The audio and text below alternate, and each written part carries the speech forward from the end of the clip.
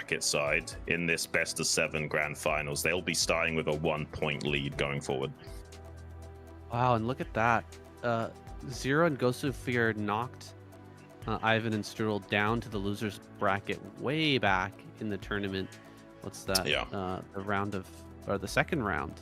Yeah. And the quarterfinals. after they got knocked out, they fought their way all the way to the finals for some vengeance. This is a pretty sick story we've got here in this season of SLON. It's kind of exciting, actually. Yeah, honestly, this is super sick. Like, it would be really interesting if Flizz's team was able to be here in the finals. That way he's basically paying out his own prize money. But I think this is even better. Like, these two teams are definitely well deserving of being here. And yeah, this could be a bit of a tale of revenge. Maybe Ivan and Strudel can finally destroy Zero and Ghostsphere. But they will be starting from that 1-game deficit, so it won't be easy. No, it won't be easy. That's for sure. Starting off this series, best of 7. Am I right, Shun? Yeah, it's going to be a best of 7, and the first map is Foy. Best of 7. First map is Foy. I don't know any of these maps, guys, but we've been kind of muddling through in the Showmatch series and kind of figuring it out as we go along. Things are a little bit different in 2v2 than they are in 1 versus 1. The individual skill is important, but that team chemistry, like you're talking about, seems to be what really helps the players shine through. What really allows these players to dominate in these matches is their ability to cover one another, knowing when their allies are going to be weak and holding up their end of the team. Yeah, and what's super interesting, if you guys take a look on your screen right now to the bottom half of the portion, that's the player tier list. And the way this was decided is super cool. Basically, they asked every single player to rank every other player. So it's basically like a median value of where everyone thinks they should be on the ranking list. So that's why you've got players like Scan and Bishop right at the top in the God tier, because everyone knows they're pro gamers. So it's kind of obvious where they should be. Bonif's pretty high up in that tier 1 spot. So is Marwin. He'll be in the show match today. You can see Gambit there in tier 1.5. He's a really well-respected player in the 2v2 scene as well. But players like Ziki actually were kind of unhappy with where they got placed, because Ziki's a really strong 1v1 Hungarian Zerg, but he's not really a 2v2 player. So he actually got placed in 2.5, which, yeah, for someone of his ability, kind of annoyed him a bit. Well, he may end up getting raised up for the next season. Players are going to be estimating his skill a little bit higher in the future if he manages to take this home with his teammate. It's a very cool idea, though, having each player create their own ranking of all of their opponents and teammates, and then placing them all together in one massive list. I wish they would do this for ASL. Yeah, I kind of wish they would. It would be really sick to see exactly how players rank one another and creating a median spread of that data across the board to figure out where everyone actually is based on everyone's opinion. I'm sure there'll be some guys that are ranked a little bit higher than they should be or lower than they should be, but I really do like this system, and it's really cool that they've put this much attention to detail for this 2v2 event. Yeah, who's the lowest ranked player who's managed to make it through to the finals? Zero's ranked in tier 5. Is he at the lowest? Yeah, he might be. I think so. Yeah. I mean, Zero's like, he's actually a pretty good player, but he doesn't practice a lot is the problem. Whereas some of these other guys take these tournaments really seriously and they train many hours. Zero's a guy with 2 kids, with a 3rd on the way, and he produces the BSL, only gets a few hours of sleep every night. We can't expect him to do everything, but he's actually a really solid 2v2 player, probably more deserving of a higher rank. Well, that's a very cool system for ranking these players. Actually, I said Ziki gonna win tonight, but that's actually for the show match, guys. So after the finals here today, we're gonna be watching a show match with Ziki and Scan on a team together against 2 very strong 2v2 players. That's gonna be coming up right after the 2v2 finals. So stick around and catch that awesome show match as well. Yeah, Marwin is a really strong player from back in the days to show up in like WCG Ukraine. You guys should all know who Zeki is. Really strong 1v1 Hungarian Zerg, probably one of the best foreigner Zergs we've got. Scan, literally a pro gamer, has been around for a very long time. And Gambit, a really solid 2v2 player as well. So that would be a very exciting show match that we got coming up. But we're going to be focusing on the grand finals for now until that closing show match comes about. And we're just about ready to get into things here, if that's okay with you, Sam. Yeah, that's totally okay with me. I can't wait to see this rematch between Zero, Ghost of Fear, Ivanox, and Strudel. They've come a long way to bring it back to the finals. They're one game behind, but can Ivan and Strudel bring it back here and get their revenge? Let's find out. Let's get it. This is the SLON tournament. Spawning here in the top left on Zerg, Ivan. And his teammate down here in the bottom right. As Terran, Strudel. And they're going to be playing up against here in the top right on Protoss, Gosufir. And in the bottom left, wants his teammate to tell him what to do. Mr. Bombastic himself on Zerg, Zero. Preferring to go for the in-game chat rather than talking over Discord. That's the honorable way that IC Cup players would do it. Yeah, this is like the True old school IC way. Cup players. It's crazy. We've got all these tools. Like everyone uses Discord, but they still like prefer to just type while they're playing. Most of these guys. I don't know if it's because that's what they've always done, or like maybe they don't want to be distracted to talk and play at the same time. I don't know exactly. Seems like Zero going to be going for an overpull here, whereas Ivan, being a little bit more economically centric, he's going to do like a 12 hatch or a 12 pull or something. Okay, so getting the slightly later pull, that's actually quite good for Ivan. Won't have the links out quite as quickly, but he'll have a better economy behind these links. It's kind of interesting putting his spawning pool out in the front like that. It's definitely not a 1v1 location to put your pool. It's going to make it hard to defend. Unless he wants to do something like build a second hatchery below the pool and try to tuck sunken colonies in there. Is that the plan?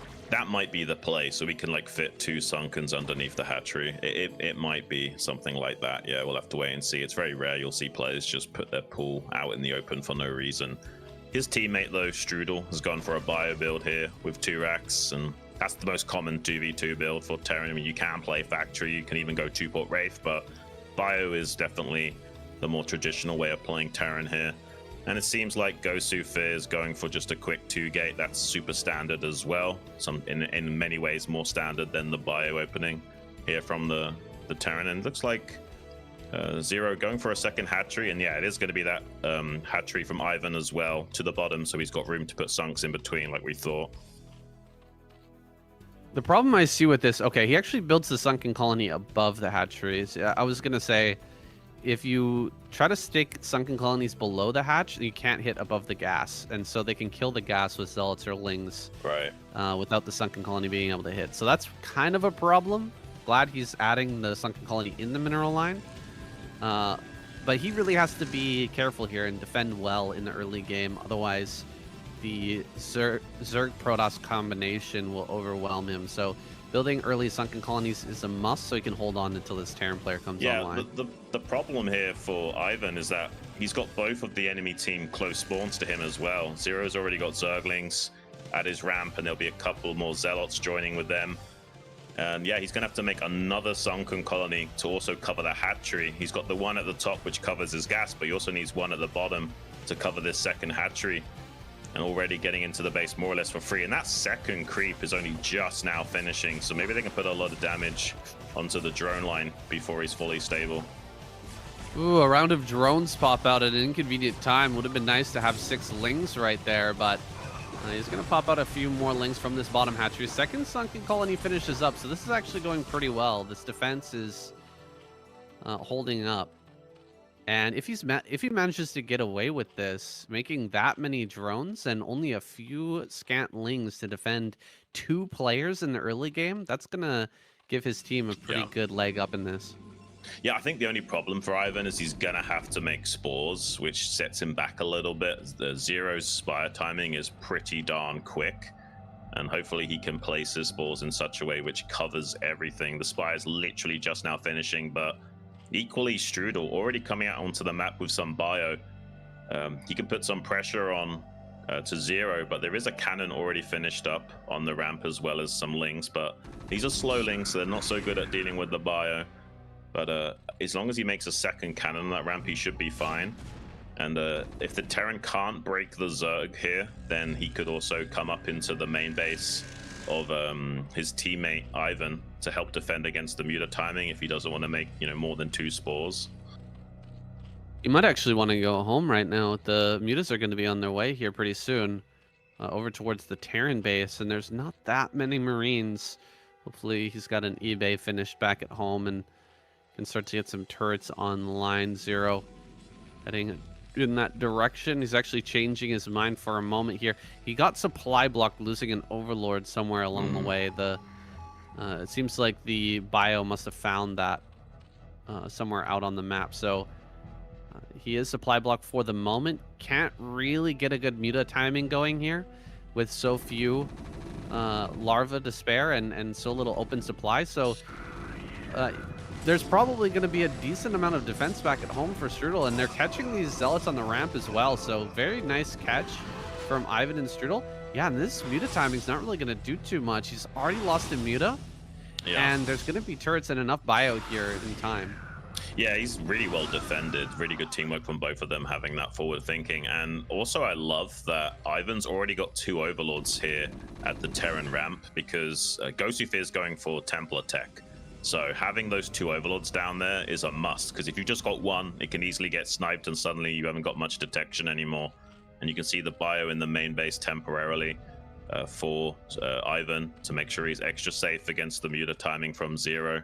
But he is going to make a 3rd spore so that these Marines can move out onto the map. Yeah, having the bio there really makes it impossible for the Mutalists to break through. Spores are already strong enough, and you can only just barely make enough mutas to break a couple of spores. But with the bio there, it's near impossible. So much different than turrets. Turrets are just such a weaker anti-air unit than the spores, but both players are well defended now, and Ivan's going to start building mutas. He's got quite a bank of gas here. 900 gas is currently banked up for Ivan. A few drones are going to go down, but Bio's going to come up behind this. Can he actually catch these mutas and get a couple kills? There's one, and that's actually going to make a big difference here as the transition to mutas happens for Ivan. Yeah, this isn't too bad. I mean, Ghostufir is actually eyeing up an expansion timing because Terran's on defense duty, and he's actually going into vessels off of just 2 barracks initially. He's making a 3rd now, but that means he'll have a slightly delayed bio timing to maybe come out here and punish Ghostufir. So he might get away with going for this pretty fast expansion timing, and he'll have some Dark Templars for map control as well temporarily. Protoss versus Zerg tend to come online a lot quicker than Terran Zerg, but the Terran Zerg have stronger mid-game timings.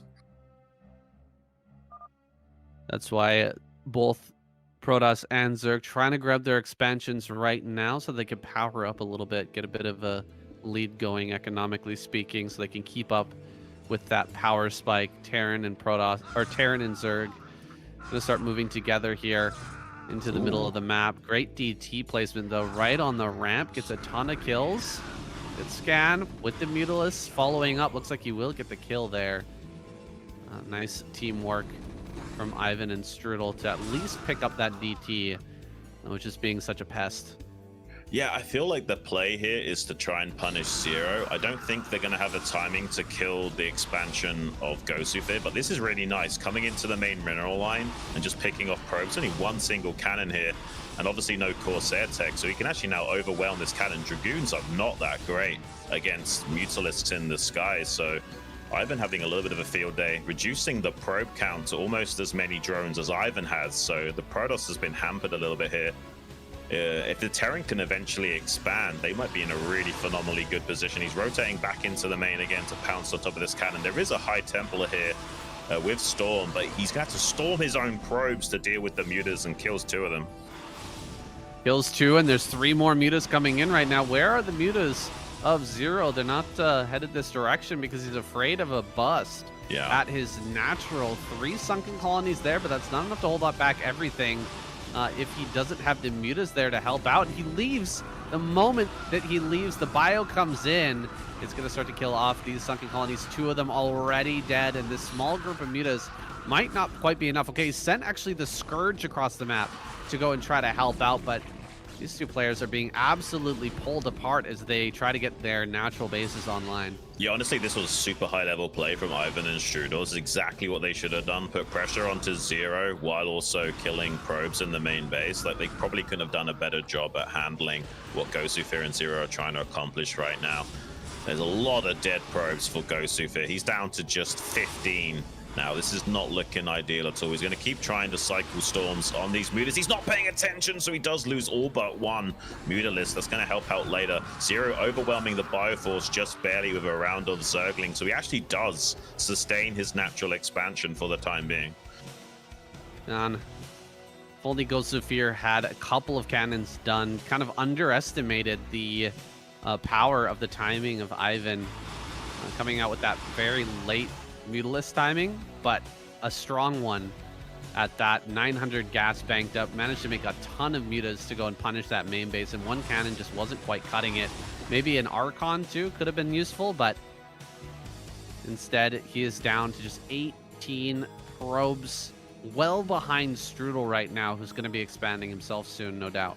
Yeah, the Terran's gonna, there's the CC. Terran's gonna be expanding now, and that'll be a massive power spike from him. The fact that he's kept the Protoss on the back foot, he's like limited the potential of Zero. Meanwhile, Ivan has killed so many probes that now this should be almost a 1 game for Terran and Zerg, but there's still chances for a comeback here from Gosufir and Zero, but they also can't let this vessel count pull up. He's going to have to start trying to find ways of sniping those vessels with Scourge at critical junctions, and defending this natural is going to be super tough. He's got just a bunch of Zerglings, handful of mutas, and 1 single sunken. It is possible to defend this, but the Irradiate's going to make it so painful. Does eventually split that out, but he's having a hard job of actually avoiding damage onto his units while all the chaos is ensuing. And it does look like Team Blue, Ivan and Strudel, are going to be getting the kill move on that natural expansion of Zero. Yeah, this is where 2v2 becomes really hard, is when you're not able to assist your ally, when maybe you can defend, but your ally can't defend both players coming at them at the same time. You kind of have to stay active and out on the map, and once you're kind of pushed back into a corner like this, it just becomes worse and worse. Gosufir and Zero falling well behind the curve now as Strudel gets his expansion out, and Ivan's already got that gas pumping at the natural. Yeah, and the Protoss player, Gosufir, is like kind of on par with where Ivan is at economically speaking right now, which is not good at all. And they're actually able to work in conjunction with one another. And that's the hardest thing about playing Terran in 2v2, is like being able to work with your ally. But they've already gotten over the hump in this game. So now they're in the complete driver's seat going forward. If somehow Gosufir and Zero can never establish map control again, it'll be really easy for them to slowly claw their way to a victory.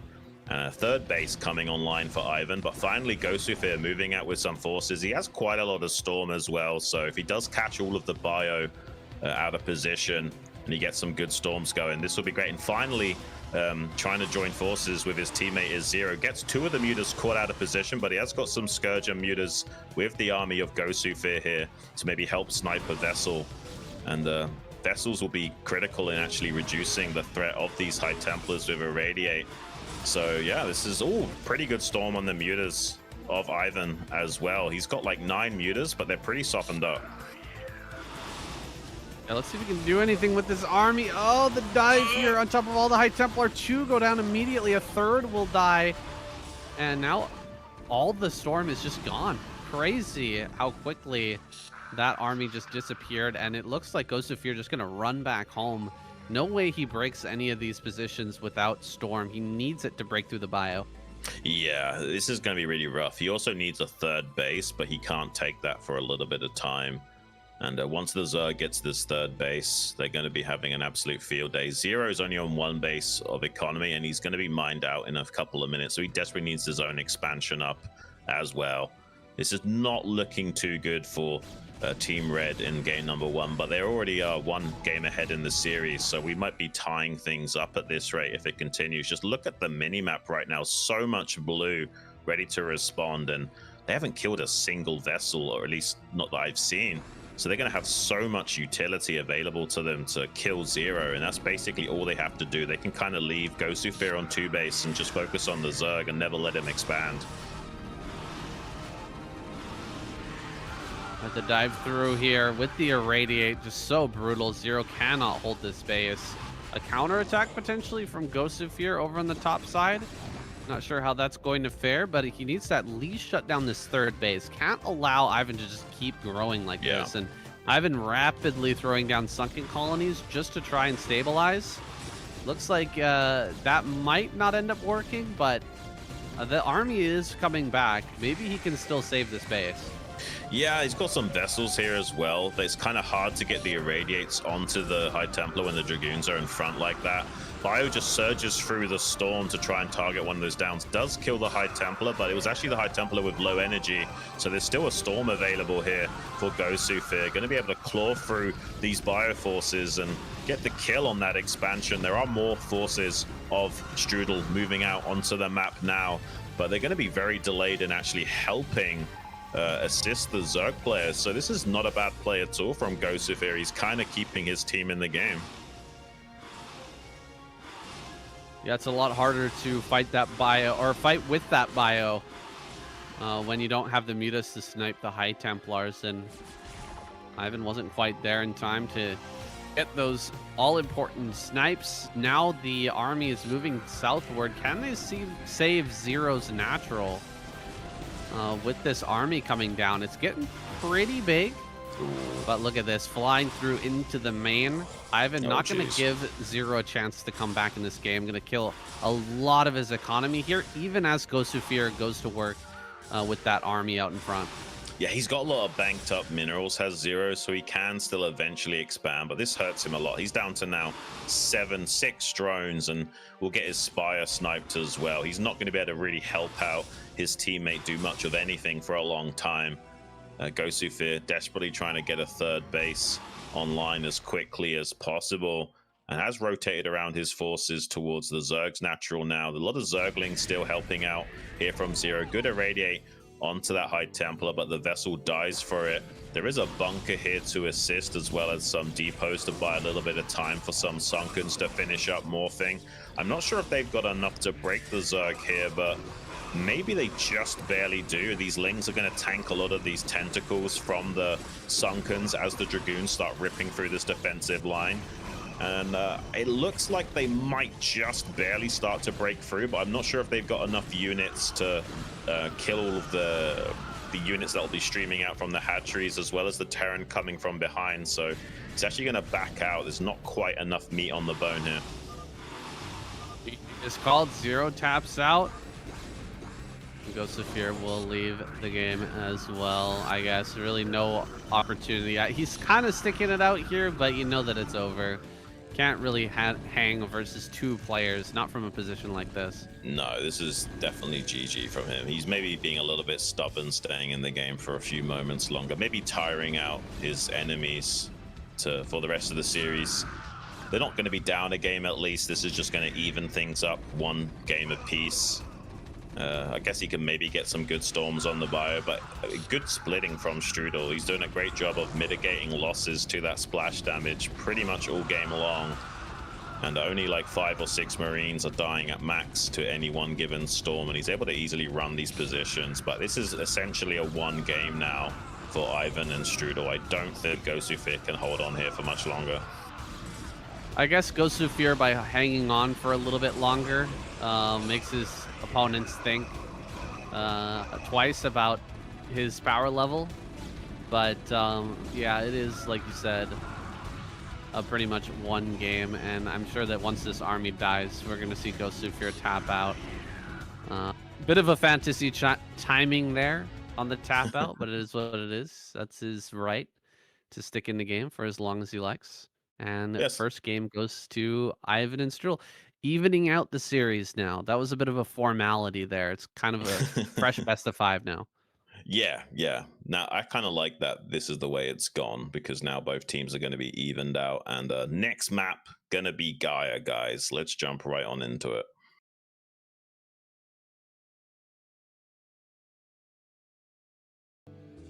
Spawning here in the top center on Protoss, Gosufir. And his teammate at the 6 o'clock position, Mr. Bombastic himself on Zerg 0. They're going to be playing up against here in the top right on Zerg, Ivan. And down here in the bottom left, his teammate on Terran, Strudel.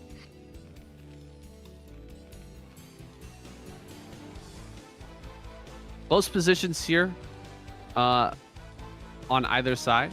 Yeah. It doesn't necessarily mean it's going to be a 1v1. This is not the Iron Curtain. That map may be coming up a little bit later on, but for now, here on this map, do you know the name of this map, Shin? I'm not familiar. Gaia, okay, Gaia. The old school we've WCG map. Overlord scouting the mains immediately here. Going to be able to see their opponent's builds and relay that information to their allies on either side.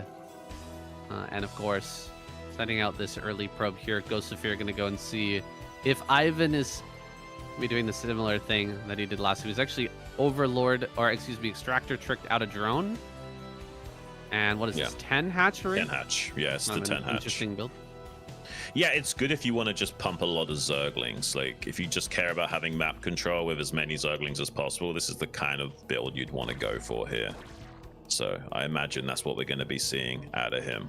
Well, the pool behind the mineral line, that's an interesting way of blocking. That's kind of cute. I haven't actually seen the 10 hatchery before. I'm familiar with 9 hatch, but 10 hatch, Yeah. What does that get you in comparison to 9 hatch? It's just like an ever so slightly economic-centric version of a 9 hatch. It's not a lot different. It basically accomplishes the same things, but maybe has more chances to transition the longer the game goes on. But if in ZVZ terms, they're both considered all-in Zergling builds, but in 2v2, obviously, that's a bit more dynamic because you're going to be wanting a lot of Zerglings anyway in a lot of 2v2 situations. Right. He could also go for a more sunken colony-based defense again and just focus on drone production, because I know with that extra hatchery coming out so quickly, you can really build up to a high drone count. That's what we kind of saw last game. Him focusing less on lings and more on drones to hit that really strong meterless timing a little bit later. Yeah, and I'm not surprised to see Strudel here going for a bio build again. If it's not broke, don't fix it. And they're going to be going for more or less the same style this time around. And 2-gate from Ghost Zufir as well. Super standard stuff from him. Probably throwing down a forge now. He'll maybe have to cannon his ally at some point. Actually, Zero is going for a hatchery on the ramp this time around. So a little bit less safe, but he is going to be getting those cannons on the ramp to help it out. So he should be reasonably safe to the timings, and he's definitely electing to go more tech-centric. He's pretty much rushing into Spire while also having 2 hatcheries worth of production both games now. Right, just saving that screenshot for later. It's all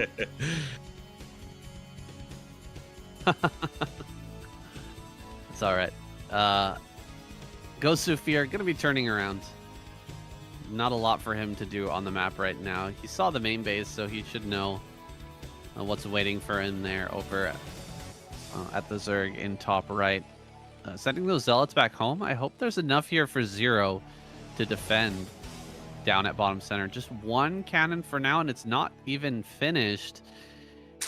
Hopefully a lot of links are popping out right now because Ivan is coming with quite a bit to try and break this ramp. I think he'll just barely be safe, but he might have to drone drill the ramp. I don't see any drones coming to help out, actually. This is going to be a problem because these lings can run by the cannon if they want to, or just jump on it, actually. It's not a bad idea as well. They're going to get the kill on this ever so slightly and open up this position for later. There's a bit of a counterattack, though, in the top right here with Zealots. Going to be trying to get on top of Ivan. There's one sunken in the mineral line, but he could kill the macro hatchery or just block the ramp here. Yeah, the problem with killing the cannon is that now there's no defense against the bio. The cannons are really there for the bio. Like, sunken colonies are nice, but cannons are just that much better two-shotting those bio, those Marines down so darn quickly. And the entire plan here kind of falls apart if the cannon's not done in time. It does manage to finish, though. This is a good lings around to just buy a little bit of time because now the cannon just stops everything. You can't really run up this ramp with lings standing here and hope to gun down the cannon in time. Yeah, it's kind of a nice play to intercept the Marines and reduce their count ever so slightly. Oh, actually, Ivan breaking out of the contain on the ramp here. We'll get onto the map with some Zerglings, maybe thinking about putting on some pressure to the Zerg, but this isn't a bad defense. They've got quite a lot of backline cannons, but he's going to cancel one of those to optimize his defenses, but there's not really any room to make additional cannons up there. It's kind of now on to 0 to have to defend with Sunkens from this point onwards. A couple of meters coming to help out these Zealots on the ramp so they can trade as effectively as possible. And even though they will eventually die in this game, they have traded off a lot of the lings from Ivan here, and the muta's going to be able to kill maybe a drone before these spores finish up. Well, it actually looks like the drones will be saved. Zero making a tough choice there to try and help out the Zealot so that it could make it into the main base and help them fight the spores. But the spores were not quite done yet, and there was opportunities there for a little bit of damage. Unfortunately, he's not going to find that. Now, flying these mutas back across the map and kind of gathering his forces. Where is Strudel headed next with this big bio ball? And it looks like he's heading back down towards Zero's base, at least to make sure that he doesn't expand here too soon. Yeah, and the ramp is not that well defended as well. They might be tempted to try and bust that. Maybe not right this second, but later on. Zero's going to have to make 1 or 2 more Sunkens at the top of that just because of how poor the coverage has been. There's a Sunken and a cannon down here towards the south end of that ramp, but it's not really effective enough to stop a full-on bio play. So at least 1 more Sunken will have to be made to defend this. More mutas are being popped out. He's got 5 across the map to put on some pressure onto Ivan. Maybe he can come in here and snipe a drone even while taking some damage from that spore. And he can also intercept the lings that are coming out of the hatchery and stop them from reinforcing. But already the bio and the lings pushing the ramp now. This isn't the most well-defended ramp of all time, so they actually probably can get up here and at least kill this one Sunken and cannon on the top side. Some mutas coming in to help out. Can they go all the way and kill this other Sunken? Luckily, the mutas are coming back just in the nick of time to defend this. Yeah, that was a little bit scary. I thought that we might see the bust actually happen here because the mutas were across the map. There's really no damage to be had on Ivan right now with his spores back at home. So was a little bit of a scary moment there. Zero coming across the map, finding out that he can't do anything, and then having to run all the way back to barely save himself. Not sure what all this stuff is in the bottom right. Yeah, what is that? Okay, a bunch of lings just sitting there. Those could have been pretty helpful in that last attack. Well, one of the features of Gaia is you've got these like weird high ground areas on the sides of the map, so counterattacks are a really good option here. Maybe hoping that the ramp will not be well defended to see if he can get his lings up here. But there are some drones and a couple of mutas to try and stop the Zergling run by from being too strong. But he is going to get into the main base with quite a few lings. Maybe get on top of that spire, but there should be enough mutas to kill this in time. Yeah, mutas should just barely save this. And back at home, Ivan is taking a ton of damage. These Zealots are ravaging that main base. Nice job with the DT there, but does get taken out with the scan. Stopping these spores from being remade right now, killing off so many drones. I think that Ivan is just dead. He might just be dead. Yeah, I think the Terran can't even get over here to help him. It's one of the features of like these close spawns, like because his teammate is cross map, it's really tough for the Zerg and the Terran to join forces and help one another. So the Terran's instead going to see if he can punish Gosu for his expansion. There's 2 cannons finished with a 3rd on the way. He has got Storm, so just 1 good Storm could be all that is needed to save this. He's going to dive past the Zealots and get a snipe on the High Templar, and then go back to trading with the Zealots. He might actually be able to barely overrun this position, but that's a pretty monstrously good Storm. Just 3 Marines remaining after the fact. Luckily, the Mutalisks of Zero showing up to save the day to make sure this expansion can stay online. Yeah, that was kind of the Hail Mary play there from Strudel, going for the attack and trying to kill that base, just at least deny a little bit of expansion from Gosufir, that there's maybe a hope for him to come back in this game. But with his ally dead and unable to stop that base, I don't see much of a hope left for our Terran player. Maybe missing the fact that his ally was going to be a bit vulnerable in that moment. Could have sent some bio over there to maybe help out, but instead they wanted to try and bust Zero early, and GG has to be called. It didn't end up working there, but it was a nice attempt. Yeah, it was a nice attempt. I definitely think these 2 teams have the best chemistry out of all the teams that we've seen, but it does seem like Zero and Gosufir ever slightly getting the better end of the stick in that trade, and they pretty much all went for the same game plan as they did in game number 1. Just the execution was a lot better from Zero and Gosufir, and they kind of defended the ramp with hardly anything. Ivan and Strudel were so desperate to break Zero's ramp and were unsuccessful in doing so, and the only backup plan from that was sniping the Spire to stop Zero having map presence with mutas, and they weren't even successful at that. And because Ivan was essentially all in with Ling map control and was unsuccessful in establishing map control, there's just not a whole lot in it for them going forward. So I understand why they just quickly tapped out as soon as Ivan was dead. Really well played from Zero and Gosufir, man. Yeah, it's hard to coordinate attacks like that.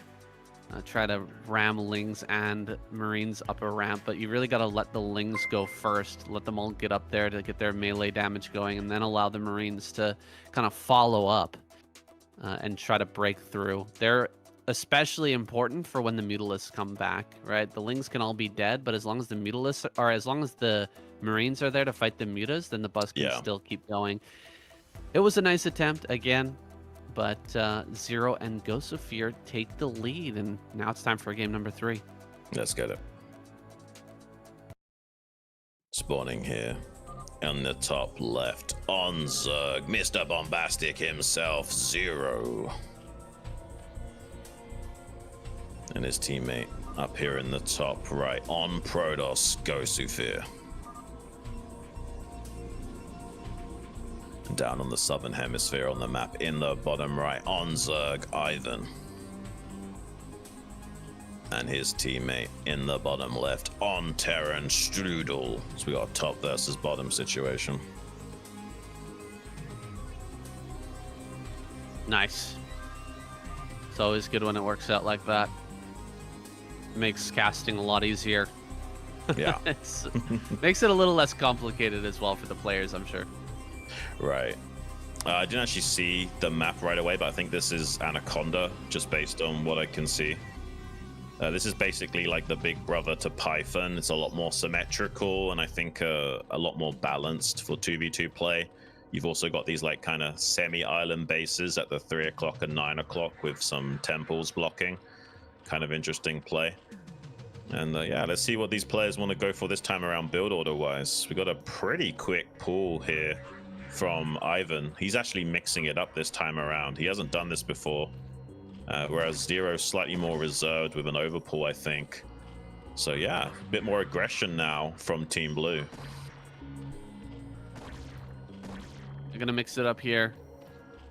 This can be a difficult build to pull off when your ally is Terran. You have to be pretty reserved with your Lings. You can't be losing any of them, because adding on sunken colonies, it just bites into your economy so much that, you know, just one sunken colony or one extra sunken colony is nearly unaffordable. You're just going to fall so far behind the other Zerg's Mutalist timing. It's going to be Yeah. Pretty rough. So he's got to walk a pretty fine line here, and Ghost of Fear seeing what Ivan is up to might want to put on additional pressure in this game.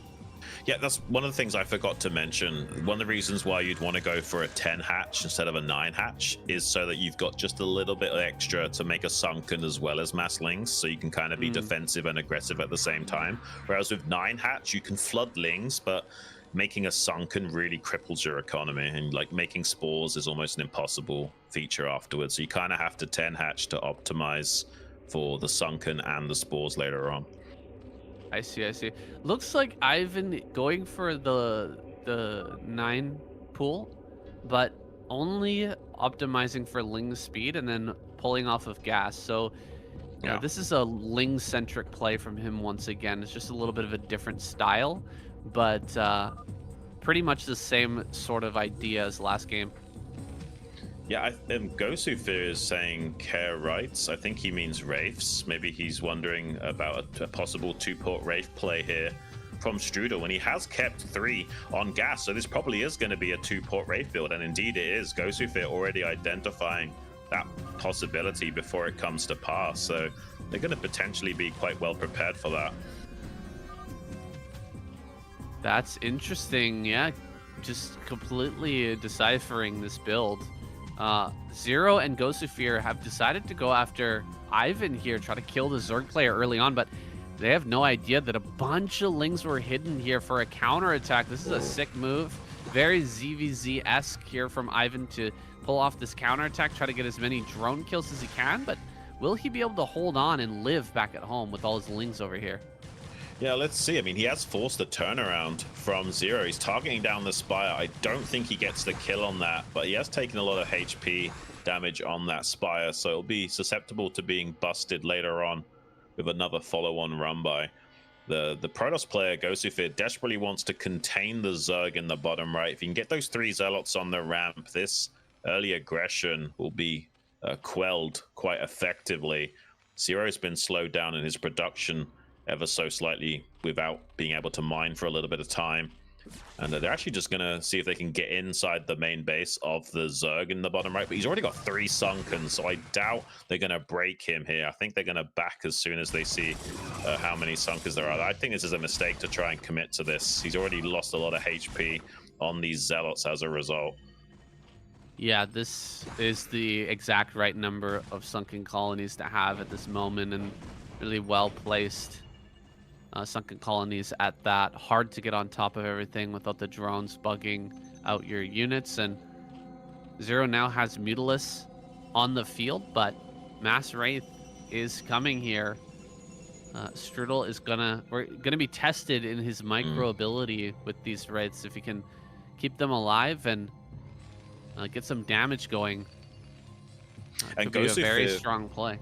Gosufir kind of forced to go 3-gate Goon here because of the Wraiths, but it also means there'll be very little detection for when the Cloak is online.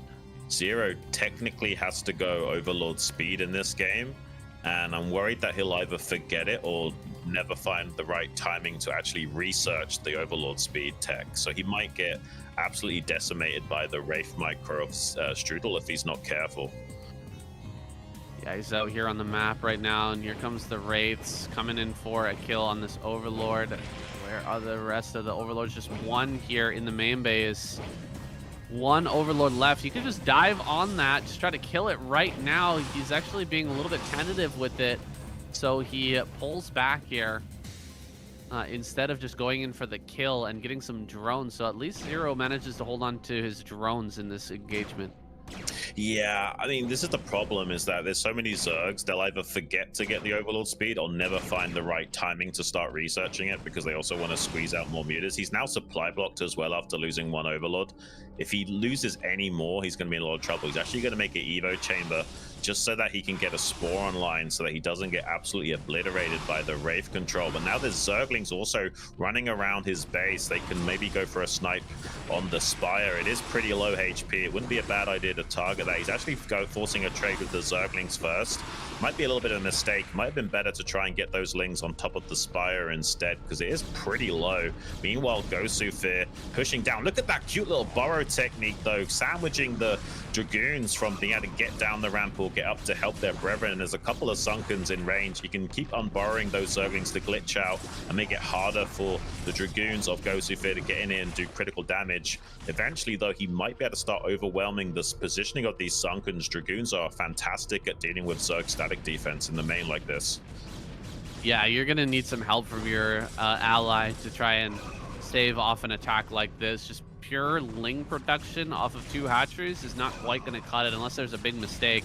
Maybe if he gets the full surround with these Lings. All right, not a bad surround here. Actually, he's going to push the Dragoons over into this corner, and as long as he doesn't allow them to run away, he's actually going to take a magnificent trade here.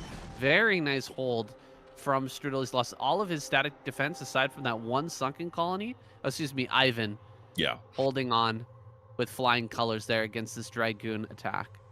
Yeah, this is going to be a really good game for Strudel and Ivan. They've kind of gotten over the hump of that power spike of the Dragoons. Now the power spike is definitely on the Terran side of things, and having gone for a Wraith centric play, they have so much mobility and map control. It's going to be really tough for either Gosufir or Zero to expand or even defend individually. They might be at risk of being overrun. You can see here Gosufir trying to set up an expansion, but that means his teammate is kind of left to his own devices.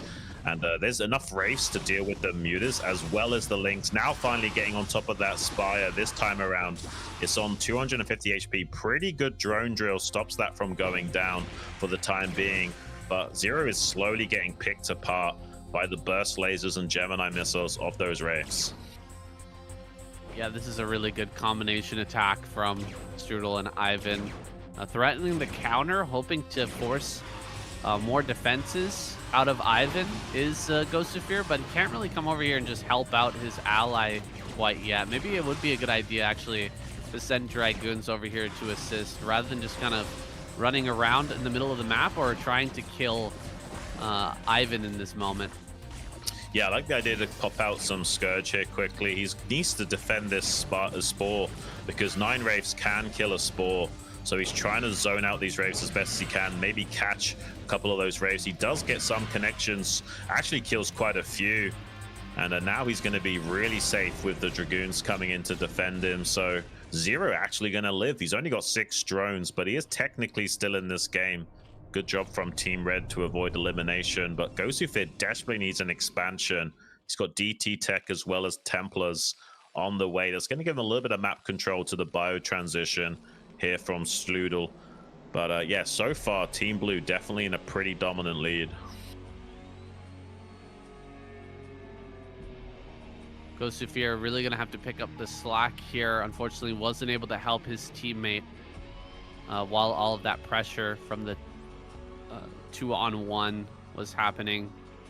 Is going to stay here now and allow Zero to just purely drone. Not forced to build spores or sunkens here back at home. Zero can potentially catch up, but you got to make these Dragoons count. Every Dragoon here really, really important. And the Lings are doing a great job fighting up this ramp. Not kind of holding the ramp here. We'll have to slowly back up and just use hold position micro to try and keep these alive as long as possible. Couple of spores back at home. Actually, just the one spore here right now. Lings cleaving through everything and now going to go to work on that spore. If that spore goes down, Zero might be out of this game, and even more Lings come up here to try and finish him off. Yeah, I don't know if he can hold on, man. I think there's some DTs or something coming over here to assist, but it's not going to be good enough, man. This should be just barely enough to overwhelm Zero. There's 3 more Dragoons making their way into the main base of Zero, but there should be just barely enough Lings and Wraiths to kill these Dragoons. That's a shame. Even just one DT on the ramp there would have been enough to stop the Lings advance, but just not, again, able to help out his teammate in time. Gosufir gonna lose his ally and likely lose this game as well. There he is, GG. Zero taps out. Are we gonna see Gosufir stay in and keep fighting once again. I guess he could to try and tire out the other guys. He's throwing down additional gateways. Maybe he is just going to try and stay in on 2 base. DT in the natural expansion, clawing his way through some of the Marines, but not enough to disrupt the expansion timing. It's 39 SEVs to 27 probes. Pretty sizable lead. Lings bleeding into the cannons a little bit here. But this should be like a slow death of 1,000 cuts if Gosufir does want to try and play out a 1v2 situation. It's just going to be statistically impossible to secure a 3rd base. It's going to be very, very hard indeed. I think you'll have to try and kill Ivan. I don't think there's any other choice. He's got to gather up a big enough army to go kill Ivan, and then see if he can 1v1 Strudel after that. He will be having a pretty easy time defending here with cannons and Storm versus Bio majority Bio. So like, it's gonna be pretty easy to stay alive here. Can he get over there and actually finish off Ivan? Because if Ivan keeps growing, if Ivan keeps getting bigger, I'm not sure that there's any hope for Gosufir. Yeah, there's even +1 upgrades on these Zerglings of Ivan as well. So they're going to absolutely cleave through and add a lot of DPS potential in any trades that do occur. The Storms have to basically be perfect, and the splitting of the bio has to be non-existent for this to work. And there's also a lot of Wraiths that are going to be putting on pressure so they can snipe probes. There's no cannons defending the natural probe line at all, so he can harass the Protoss into oblivion. And he's even going to, Ivan's going to expand here into Zero's main base and take that over. And it's going to be hard for them to identify or punish that. He's going to see if he can come in here and snipe the High Templars with the cloak. Doesn't quite get the kill for free. Does take a Storm and finally gets the 2nd Templar there as well. But any Storm mitigation is going to be huge in this game. He is basically going to sacrifice all of these Wraiths to try and siphon off as much of the splash damage potential as he can.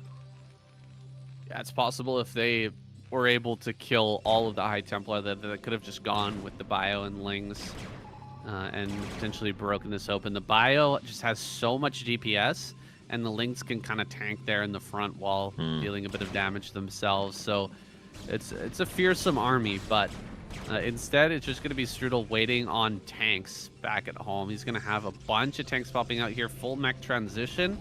When you're against just a Protoss player, makes sense to switch over into mech now.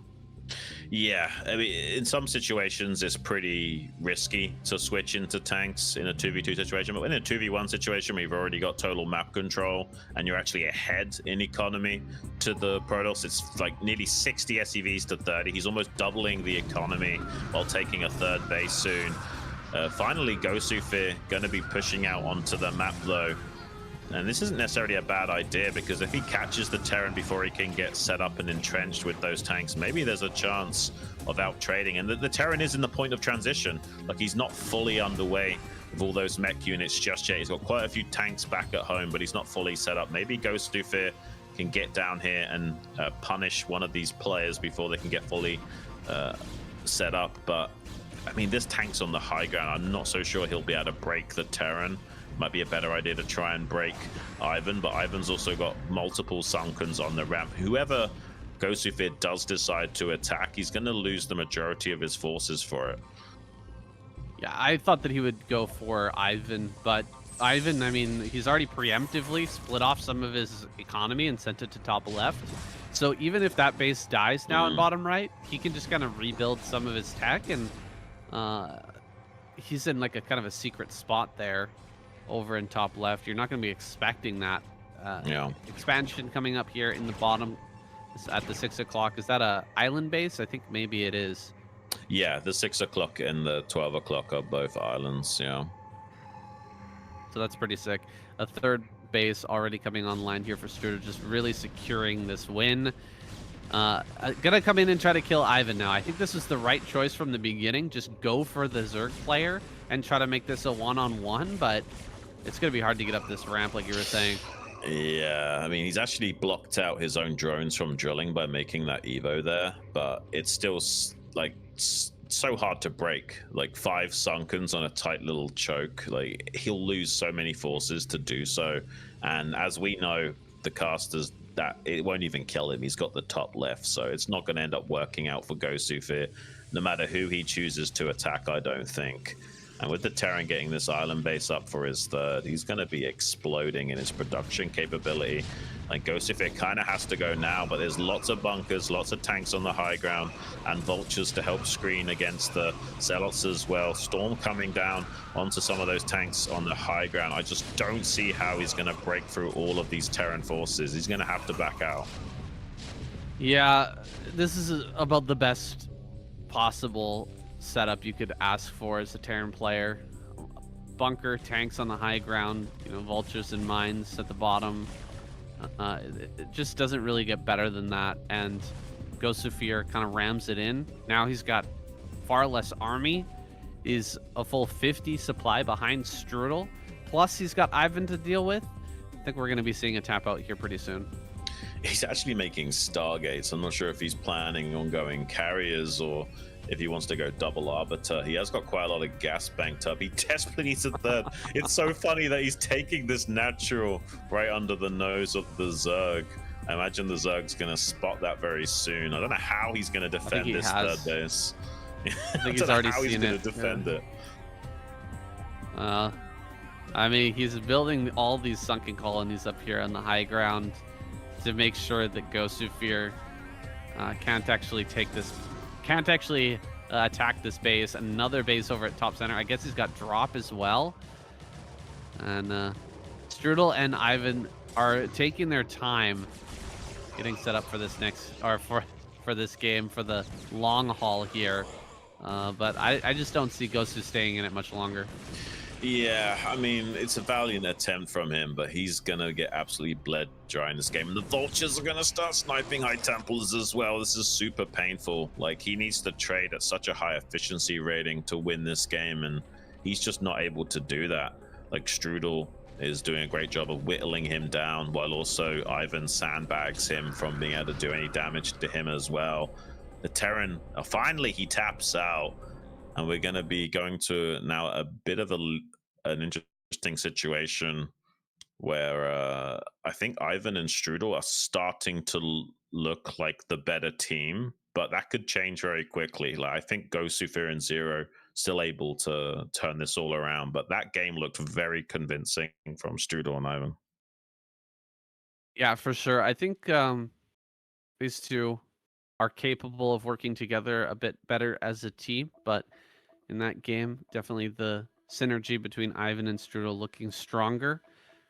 Just needs to be a little bit more defensive when you're playing that Zerg Protoss, like getting up on that high ground and giving your Zerg ally a couple of cannons, kind of helping them out, or during the transition moment when they're trying to get into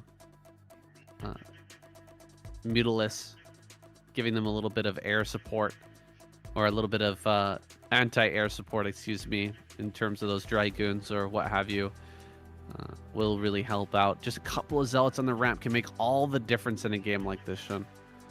Yeah, no, it really can. Well, let's jump into our next game. This next map coming up, gonna be all or nothing.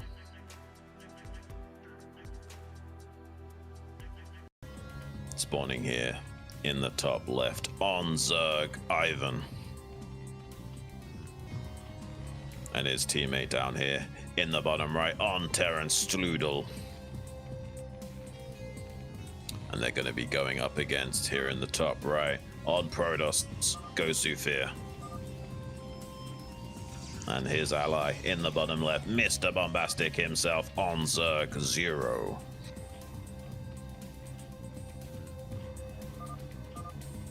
All right, let's see who's going to 9-pool.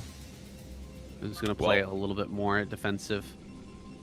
Well, seems like Gosufir and Zero wanting to go 9-pool, expecting Ivan to 12 hatch.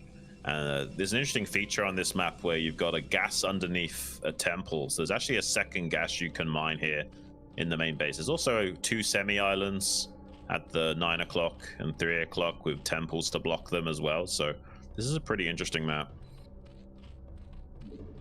Now, this is a very cool map.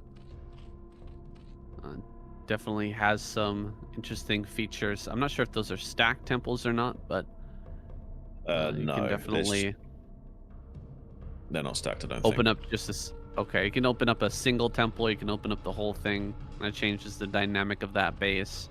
Or you can just keep it as an island. So Ivan not going for that 12 hatchery like these guys were thinking. Instead, going to be throwing down, what was that, a 12 pool? Yeah. Yeah, And imagine he's keeping it a bit gonna more make economic.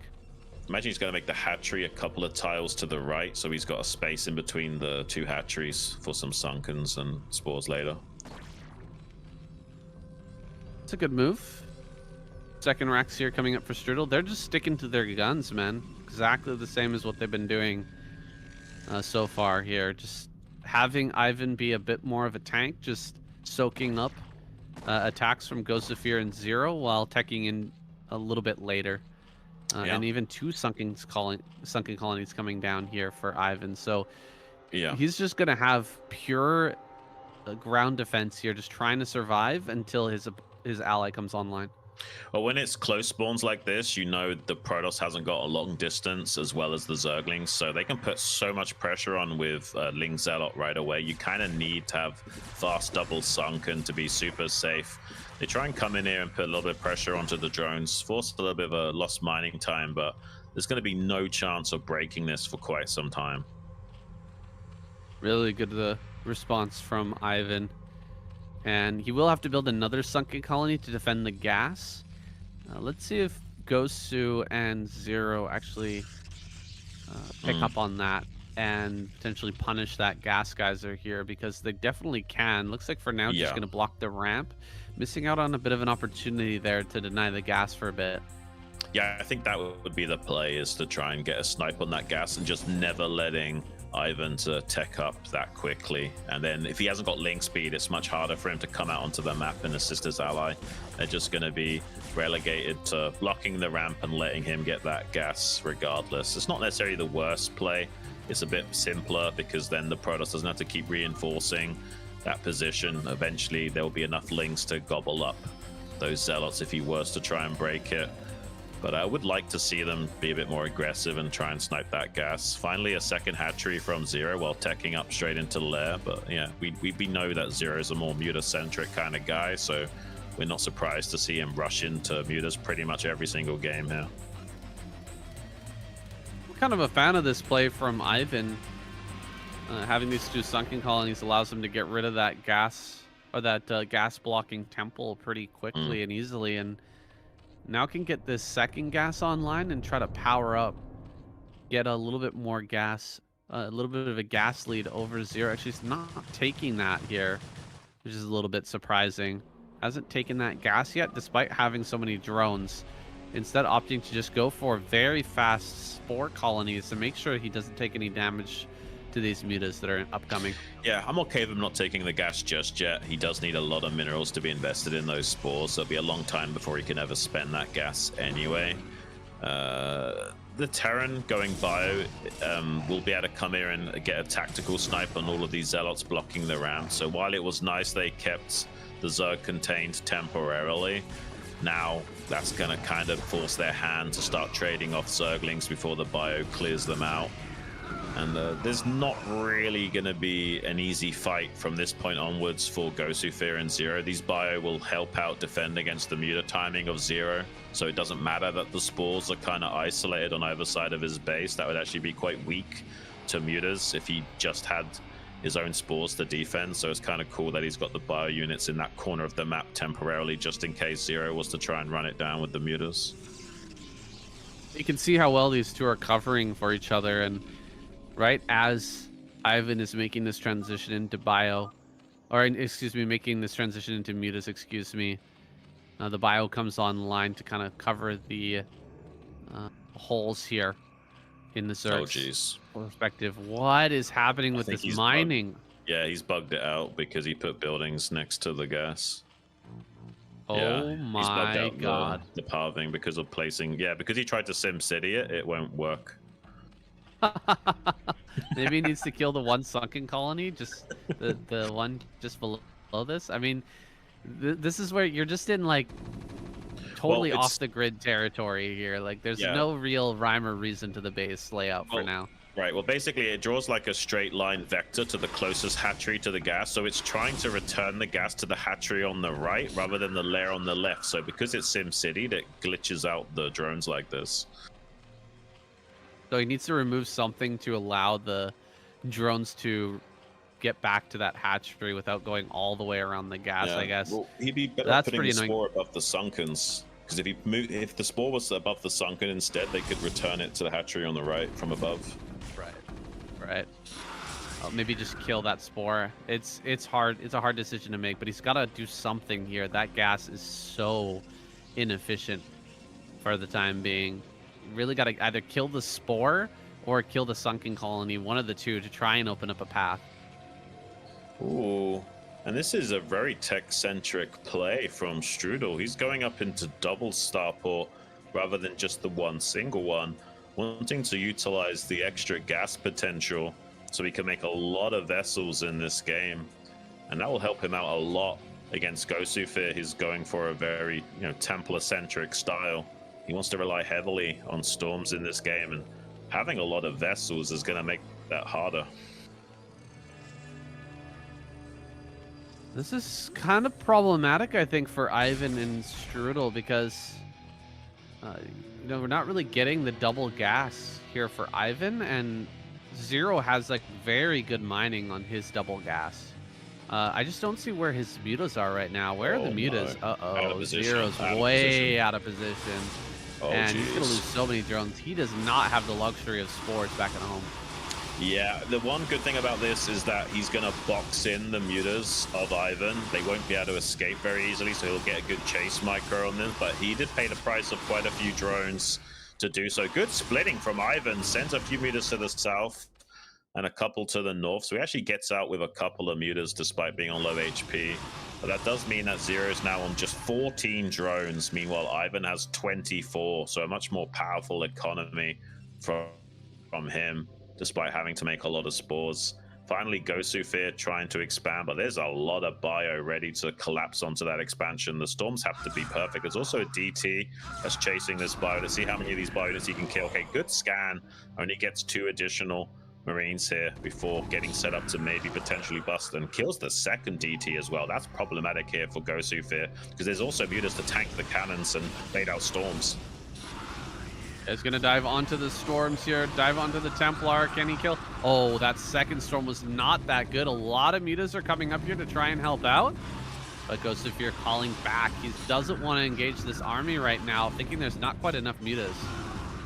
Yeah, it doesn't look like they can win the fight. Maybe they just barely can, though. There's quite a lot of mutas here for Zero, actually. I think the fact that they traded so many mutas from Ivan in Zero's base has helped them hold this. Maybe Gosufir misassessing the situation and Zero not really listening and realizing, hang on a minute, I can actually break this, and does a good job of it. Definitely had a muta advantage over Ivan and was able to leverage that in quite a significant way. If he can kill all these medics before they get home safely, that's a really nice pickup.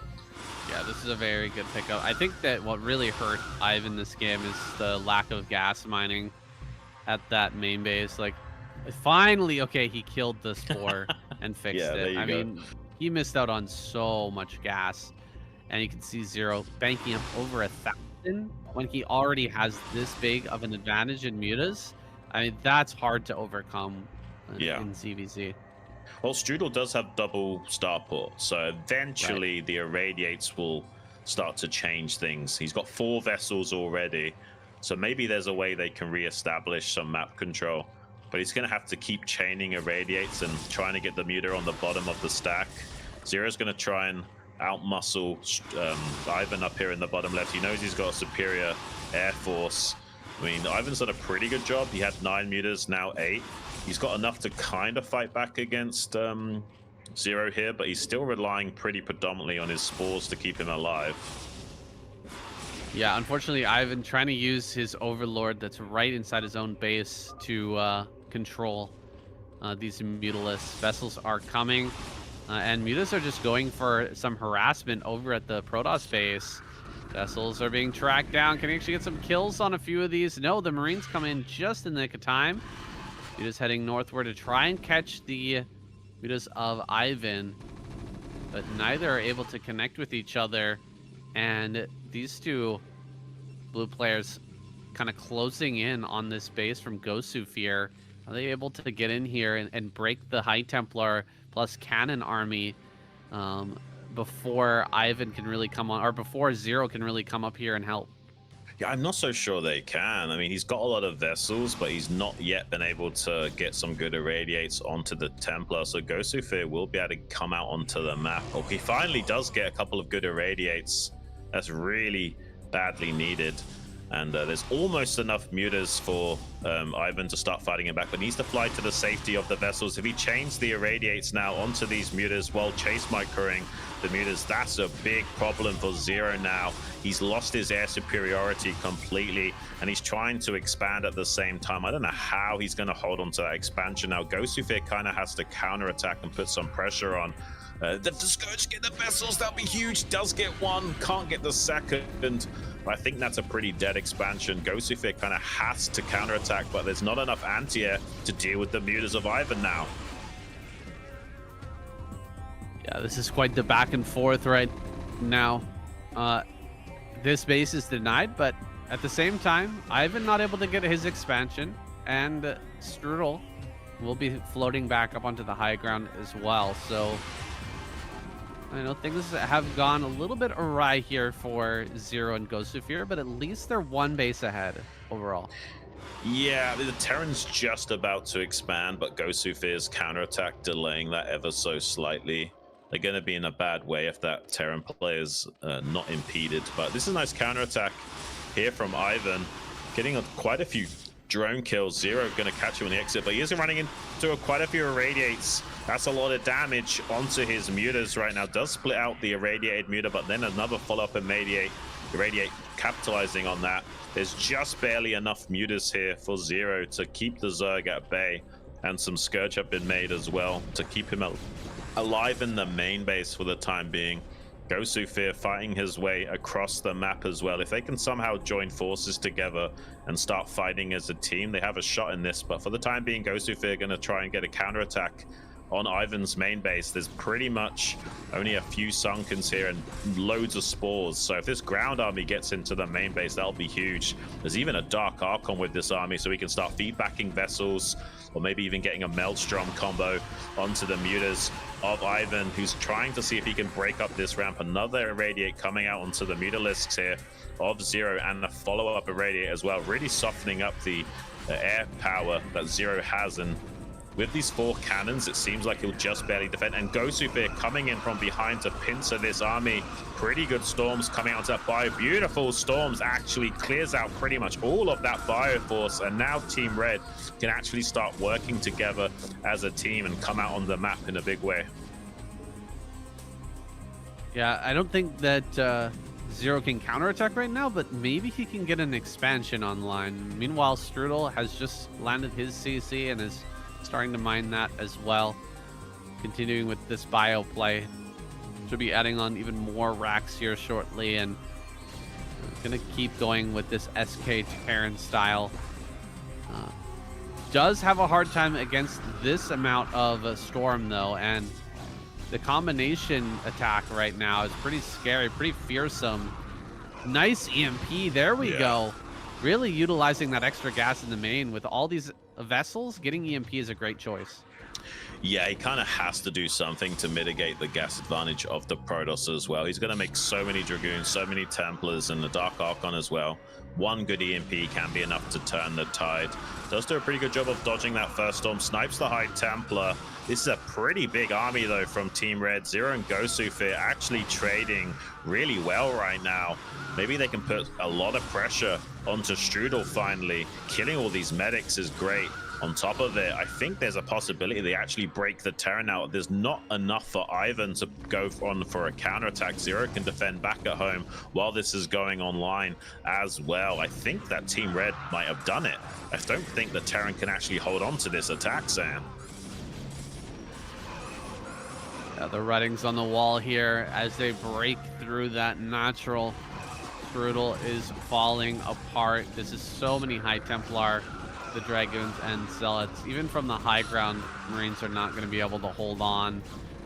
And with no tanks coming online, there's really nothing to stop this army from busting through and getting right up there into the main. Ivan thinking about a counterattack. Maybe he should try to kill Zero while all this is going on. But it's hard to make that choice. He's actually building a hatchery right now, and mutas are on the other side of the map. They're actually over on Ivan's side of the map, so maybe he can get the kill on Zero right here, right now. Still, he'll be pretty far behind the curve when it comes to trying to fight 1 versus 1 against Gosuvir. Yeah, and Zero killed a lot of the vessels that are out on the map. I don't think there's much of a way of defending the Terran's main base. Just one more storm is all it will take to decimate the defenses here of Terran, and he's easily done that. Now Strudel is pretty much dead. He's completely mined out in the main base. On the other side of the field, Zero has lost a lot of drones, but he's got his natural expansion, so as long as he wins the air battle, he's going to be fine. There's about an even count of mutas on either side. There's a +2 armor advantage though for Zero, only +1 armor for Ivan, so Zero is actually winning that fight and forcing him to evacuate. So they're winning on both sides of the field. The Dark Archon gets surrounded by SCVs, fusion cutters killing that, but it does look like Strudel is essentially dead. He's got a little bit of money banked up, but I don't think you can kill these Dragoons in the main base anymore. And Gosufir now counterattacking Ivan as well. GG is called, and Team Zero and Gosufir gonna be going up to 3-2 in the series. Kind of a crazy match there. I like the ideas though for both squads. Especially Ivan going for a really early economy and then utilizing the double sunken colony to kill the temple quickly. It's too bad it didn't work out for him because of the placement of the spore colony, not allowing him to keep up in the overall mutalist count. But it was a good attempt nonetheless. Zero and Gosufir finally combining those two armies, able to overcome Strudel and push in for the win. Strong game there from Zero and Gosufir, giving them the lead now in this series and taking us into what could be the final game, the match point, game number 6 here. Let's get it, guys. Spawning here in the top left on Zerg, Ivan. And over on the right side, his ally in the top right on Terran, Strudel. And they're going to be going up against here on the bottom left side of the field, Gosufir on Protoss. And his ally in the bottom right, Mr. Bombastic himself on Zerg, Zero. And the map is Iron Curtain, so we've got a double 1v1 situation.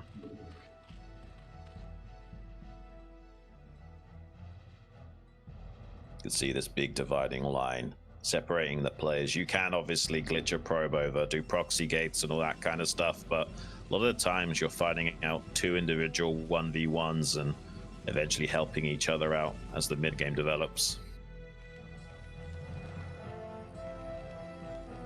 It looks like TVZ 1v1 on the bottom side of the map, PVZ on the top of the map, top side of the map.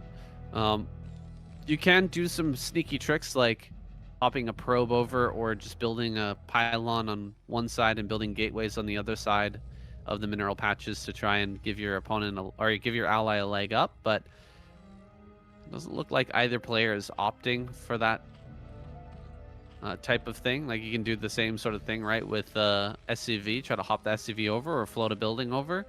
Not the case here for either player.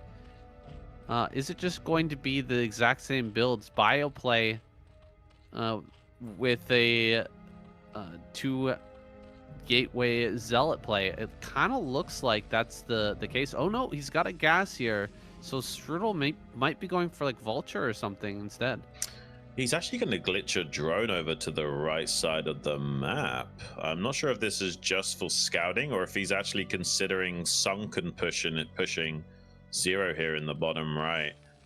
Uh, it'll be a long time coming until that's actually effective. It looks like it's just going to be a scout to help the Terran actually identify what's coming. And they can quickly see this expansion timing from Zero, because Zero went for a, you know, just a safety pool, like a 12 pool or something, into a hatchery in the natural expansion. Meanwhile, what's this we got in the middle of the map? Is okay, it's a very weirdly placed expansion here.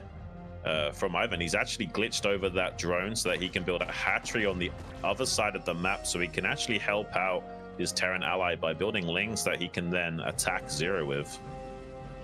He's gonna have to build a lot of lings back at home as well, because there is this 2 gateway play. Ooh, loses a drone here initially. That's really painful. And in addition to that, trying to just build pure drones is kind of tough. It's kind of tough to just hold off with pure drones here. He will barely kill that Zealot, looks like. But losing 1 drone early is pretty painful when you're trying to pull off a play like this, building a proxy hatchery and trying to get some damage done on the other Zerg. Yeah, Bio moving out quite ahead of schedule, like a 4-minute timing is super aggressive. He's not going to have any medics in support of this for quite some time. Zero's going to have to make at least 2 Sunkens to defend, but he'll also have some Zerglings being made to help out this assault as well later on. So it's going to get very weird very quickly in this game. Spire being made in the natural expansion here from Zero, so he has to defend this expansion at all costs. He can't afford to lose this anymore, or that Spire's going to die, and his tech and hopes of winning the game are going to fall through his fingers. The 2 Sunkens will be enough to hold on for now, but once the Terran get more and more bio units and then the Zerglings start to come over to help out, he might be in a lot of trouble. And meanwhile, Gosufir has done quite a lot of damage to the economy of Ivan, but Ivan's now stabilized. Yeah, Ivan's going to start making lings. Wait, drones? He's making drones. Okay, interesting. Is he gonna sunken him up? I don't understand. I genuinely don't, because Zero's gonna be going into Spire, so I'm not sure how this helps him too much. Yeah, where's it? Like there's not really like a boon in gas income here from this base. He can definitely get away with it because Gosufir would never expect it, but there's a reason why you wouldn't expect to play like this. It's kind of out to lunch here. Yeah. And so, I mean, Ivan just going to be mining some extra minerals for who knows what reason. Probably going into spores and his own Spire here shortly, but Zero's going to have double the gas income, and he's going to have a faster Spire as well. Yeah, this is a very bizarre way of playing this game. I guess it does make it impossible for the Zealots to harass your natural. Maybe that's the thinking here. The Zealots can't actually put any pressure onto these drones mining minerals, but not having access to a second gas is going to be problematic in the future. Let's see how they want to develop the game from here. And meanwhile, Zero's being super safe. He's going spores and Sunkens in the natural, I guess, so he can be more aggressive with his mutas, so he doesn't have to worry about defending back at home with the mutas. He can kind of be active on the map 24/7 and avoid taking too much damage to counterattacks. But it's going to be a long time coming until Ivan's got a lot of mutas anyway, so I would say those spores are a bit too preemptive. Maybe he was also worried about Wraith potential because he didn't see that many bio units for the time being. I'm not sure. Oh my gosh. SCVs are being pulled? Yeah, this is going to be a crazy sunken bust. Okay, this is quite the way to finish off the finals here. Mutalisks are being made. It's 5 Sunkens. I thought a bunch of lings were going to get produced so that he could buffer for the bio, Same. but he's actually building mutas. And the mutas are not going to help out too much with double spore colony here. Yeah, this is a crazy play. You guys ever seen a sunken bust with SCVs at the front line to try and help out? It's not really that good, but we'll see if he can still break through. I don't see it happening. And yeah, these bioforces are starting to wear out. They are starting to wear thin. The SCVs, even with the SCVs, guys, he's not quite going to make it through. Yeah, and with the spores to buffer, it doesn't matter if he loses a couple of mutas. It'll be a lot harder for Ivan to get an air superiority now. He does clear out most of the Sunkens. There's just one left on the bottom side. So, I mean, technically the attack is semi-successful. If there were a few more bioforces that can get down here to start sniping the spores on the periphery, maybe there's something that can be done here with the mutas supporting from Ivan as well.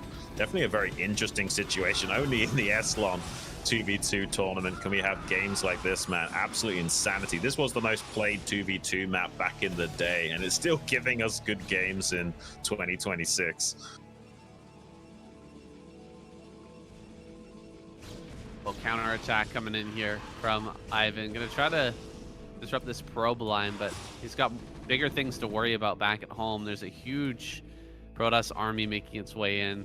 Ghostufir played super defensive up until this point as well, building all these cannons and then going into triple gateway on one base. So really doubling down on both ends with just pure defense has worked out beautifully here for the Ghostufir Zero combination. One last Hail Mary into the natural, perhaps, is what Ivan and Strudel are thinking, but it's going to be hard to bust this with many sunken colonies. Ivan has taken a third base in the center here, so he has got a couple of bases that could be defended by the bio of Strudel as well. So he's not technically out of the game, but this is going to be really rough.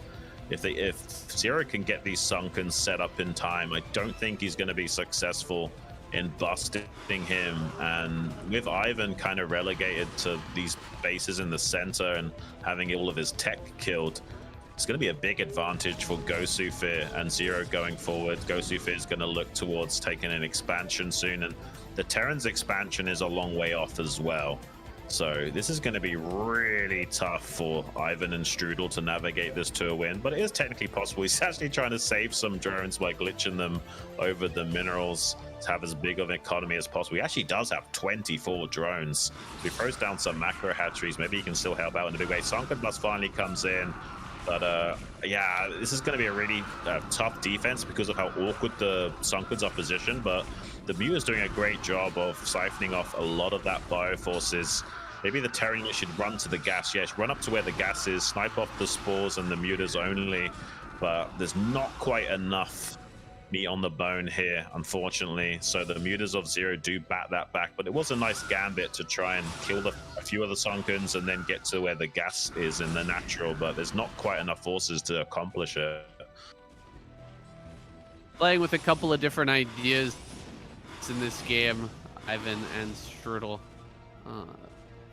tried to do something pretty creative here in our final match, but seems like it hasn't really worked out. Indeed, it will be the final match here. Game number 5 is going to be taken by Ghostufir and Zero, and they're going to take that championship SLON prize. Very well deserved here with the strategies that they brought forth today, playing very solid as a team and kind of covering each other here at the end. Honestly, they played pretty fantastically all tournament long. There was one game a long time ago where Ghostufir kind of made some big blunders and let Zero down, but besides that, they played pretty fantastically throughout the entire tournament.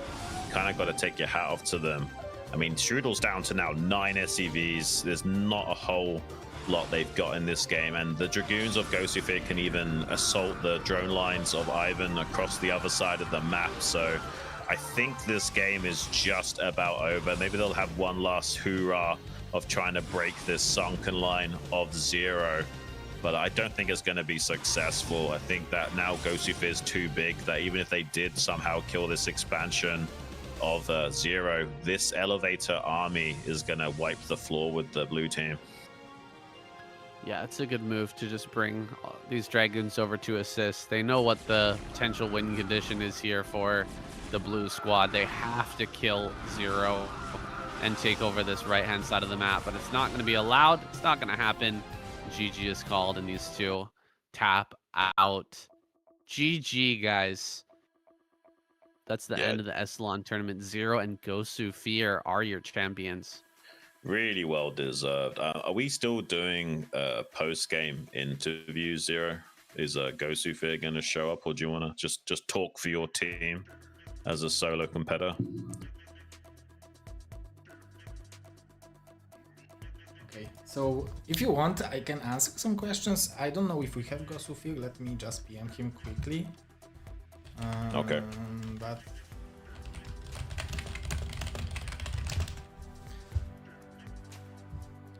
usually worries I if you- was not doing it when the casts are replaced. But if you guys have any questions, I will be happy to answer. Well, I first want to understand, like, how do you find the time? Because I know you barely sleep hardly at all. You've got 2 kids with a third on the way. You're hosting the BSL. You also compete in the 1v1 BSL tournaments. How do you find the time to also include 2v2 to your repertoire and win SLON? Is kind of insane. Like, how do you do it all? So to be honest, it was very nice out of Flizzardo, the organizer of the SLON, that he added into the rules that players should adjust to organizer, which is him and me, because I'm the organizer of BSL. So players needed to be a little bit more flexible.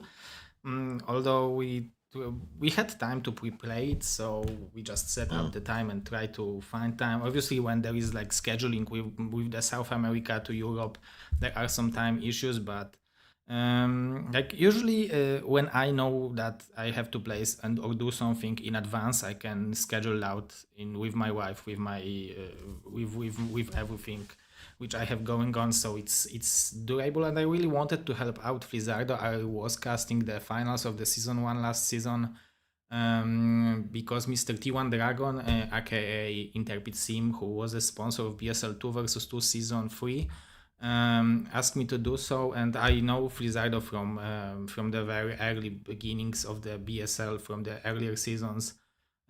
He also supported BSL a lot, so I want to just Nice. help him out with the work he's doing, because we need the tournament organizers, we need more events, and I really appreciate everyone who is doing events. So whenever I have Yeah. event which I can participate, I feel like maybe it will sound not too modest, I don't know, not too shy, but I feel like my participation might also help to put some lights, some eyes onto the tournament, and I wanted to give as much attention as possible to the SLON. So that's why I was participating, and I am happy I did, because guys, 2v2 is extremely enjoyable, and I can do it all day.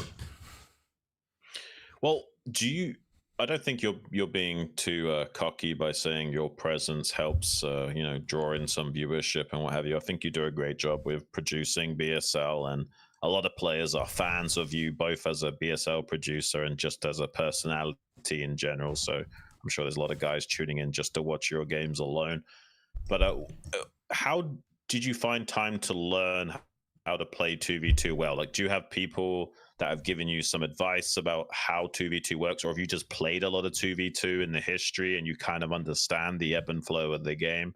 Like, what is it that's helped you be able to perform at this level despite not having a lot of time to practice? So back in the days, I was a pole team member of the 2 versus 2 along with Mister.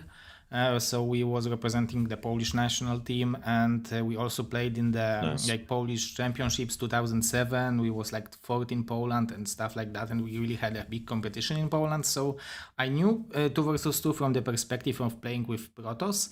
And in BSL 2 versus 2, I was playing with Jonek, so I was playing with Terran. So I basically learned how to that two out of 3 matchups operate. I mean, like Terran Protoss against Terran Protoss, you basically 12 hatch, so it's easy. And against Zerg and Zerg Terran, Zerg Protoss, you need to know what to do with Zerg Terran or Zerg Protoss. So basically, if you play Zerg Protoss versus Zerg Terran, Zerg job is to defend and not die. And if you are playing Zerg Protoss versus Zerg Terran, Zerg job is not to lose Mutas against Irradiates, which you've seen me not doing too well. But overall, overall, 2 versus 2 is still very complicated for me, but I have it figured out until 4th minute.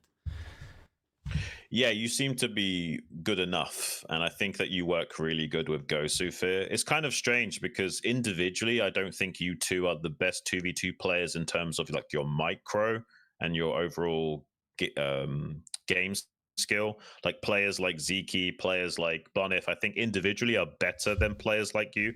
But as a team working in conjunction with someone like Gosufir, who also kind of understands what needs to be done, when you seem to shine quite brightly when playing 2v2. So I hope that we get to see you play more in these events in the future. I'm sure a lot of the guys appreciate what you do for the community and the scene as a whole. Starcraft's a very tight knit scene, and it's great that we got people like you and Flizzardo hosting this event to kind of keep Starcraft in the spotlight and having more great events like this. I think 2v2 is a kind of underappreciated side of Starcraft. There's a lot of guys playing 2v2 on Shield Battery, but we rarely actually get to see those games. So thank you so much for participating, both as a producer and a player. I hope we get to see a lot more from you. Sayan, do you have anything you want to add or ask? I think this is a great tournament, man. This is a lot of fun. Shout out to Flizzardo. I'm sure he's in the chat right now. And I just want to know more about the strategy, man. Has 2v2 changed a lot since you played it back in the day, Zero? I guess it changed, but I didn't have that good of an understanding of it back in the days. Back in the days, it was like just survive, or you kill him and I kill him. It was basically our strategy as 1 versus 1 players in 2 versus 2 back in the days. Now it's like if you are not cooperating with your ally, it's problematic. And I will refer to what Shan said also, that I cooperated with Gosufir very well. He was actually a very good ally, and I got lucky that I got Protoss as an ally, because B rank Protoss can operate much better than B rank Zerg in 2 versus 2. Because like if you play 3 versus 3, if you have Protoss, you need 45 APM and just able to produce zealots. And 2 versus 2 is obviously much more complicated, but Gosufir had all the knowledge.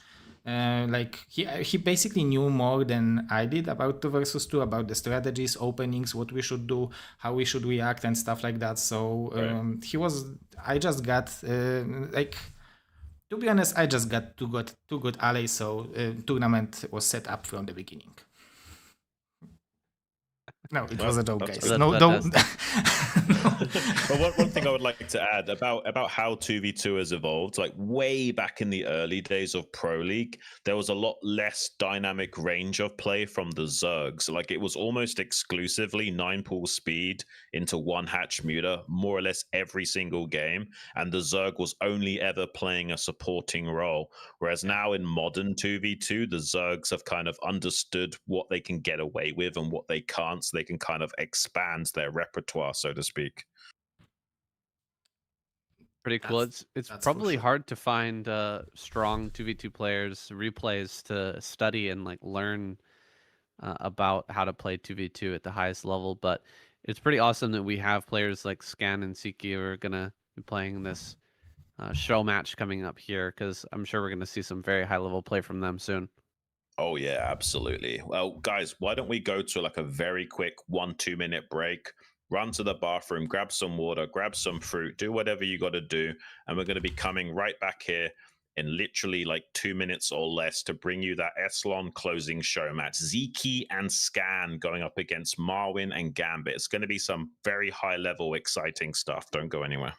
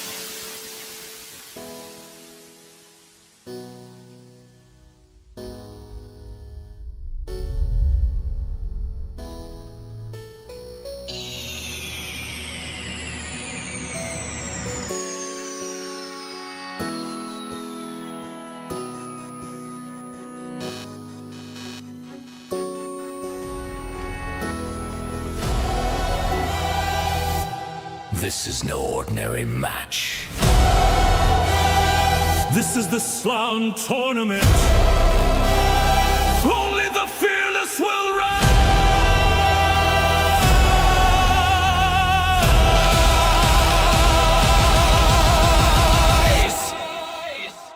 Join the SLON tournament.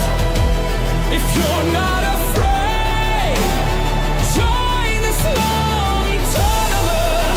Win the fight, claim your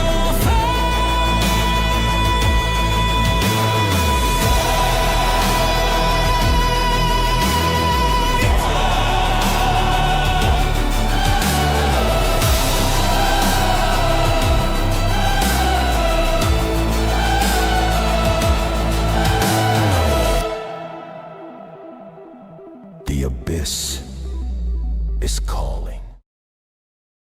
Welcome back, guys, to the SLON tournament. We've got the closing show match now for you. Going to be Zeke and Scan going up against Marwin and Gambit. All of these guys, super sick gamers. We're ready for game number 1. It's going to be Fighting Spirit. Let's get it on.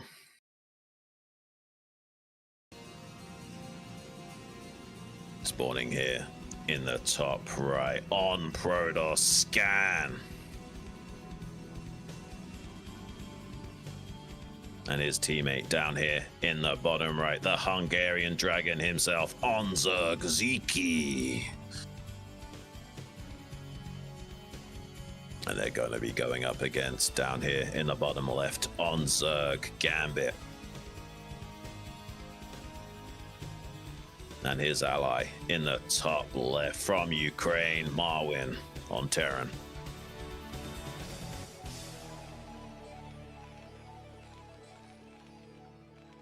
All right, Gambit is the Zerg. Gambit, the Korean Zerg player over here in the bottom left. I'm just trying to remind myself, guys. As soon as I see that name in Gambit, I just think about Magic Mike in Deadpool. If you guys remember what he played Gambit. Anyway, that's the first thing that comes to my mind. Deadpool 2. Oh, excuse me, Deadpool versus Wolverine. Great movie, by the way. Yeah, I really liked that movie. It was better than I expected it to be, honestly. And if you guys are into the comics, they've got a pretty hilarious dynamic duo going on where they kind of have a love-hate relationship, sort of. Or it's more like Deadpool loving Wolverine and Wolverine hating Deadpool. But let's get right into the game. I haven't seen a lot of 2v2 on Fighting Spirit in so many years. I'm kind of curious how this is going to pan out. Very short rush distances on Fighting Spirit. A lot shorter than pretty much any other map that we have in the modern map pool. Looks like we've got a quick 2-gate here from Scan in the top right. Very quick pull gas from Zeke as well.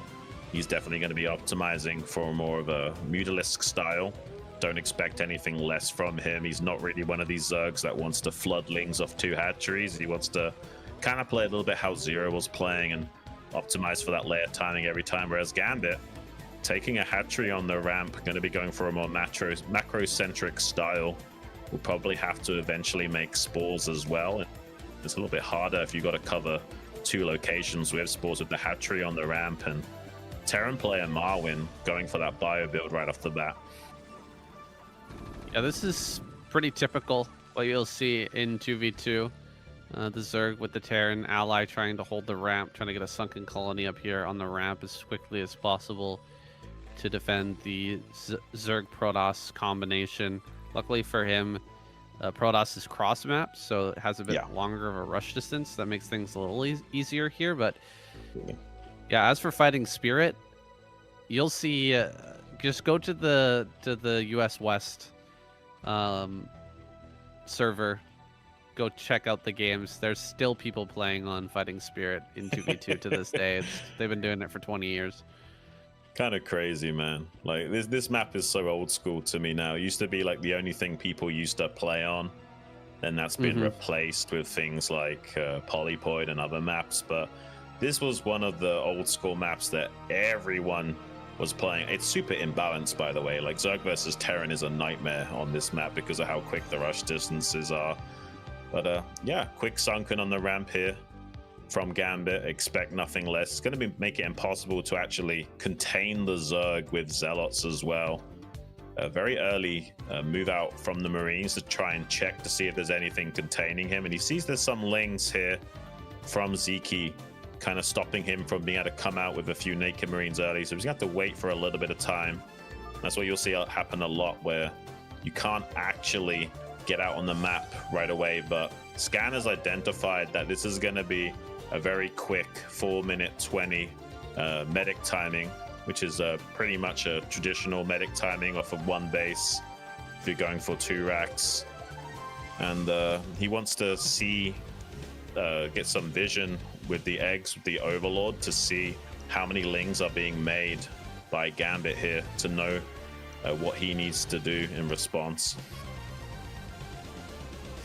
You can see a bit of a theme here with the Protoss player adding cannons to the high ground. This is for this bio push that's coming soon.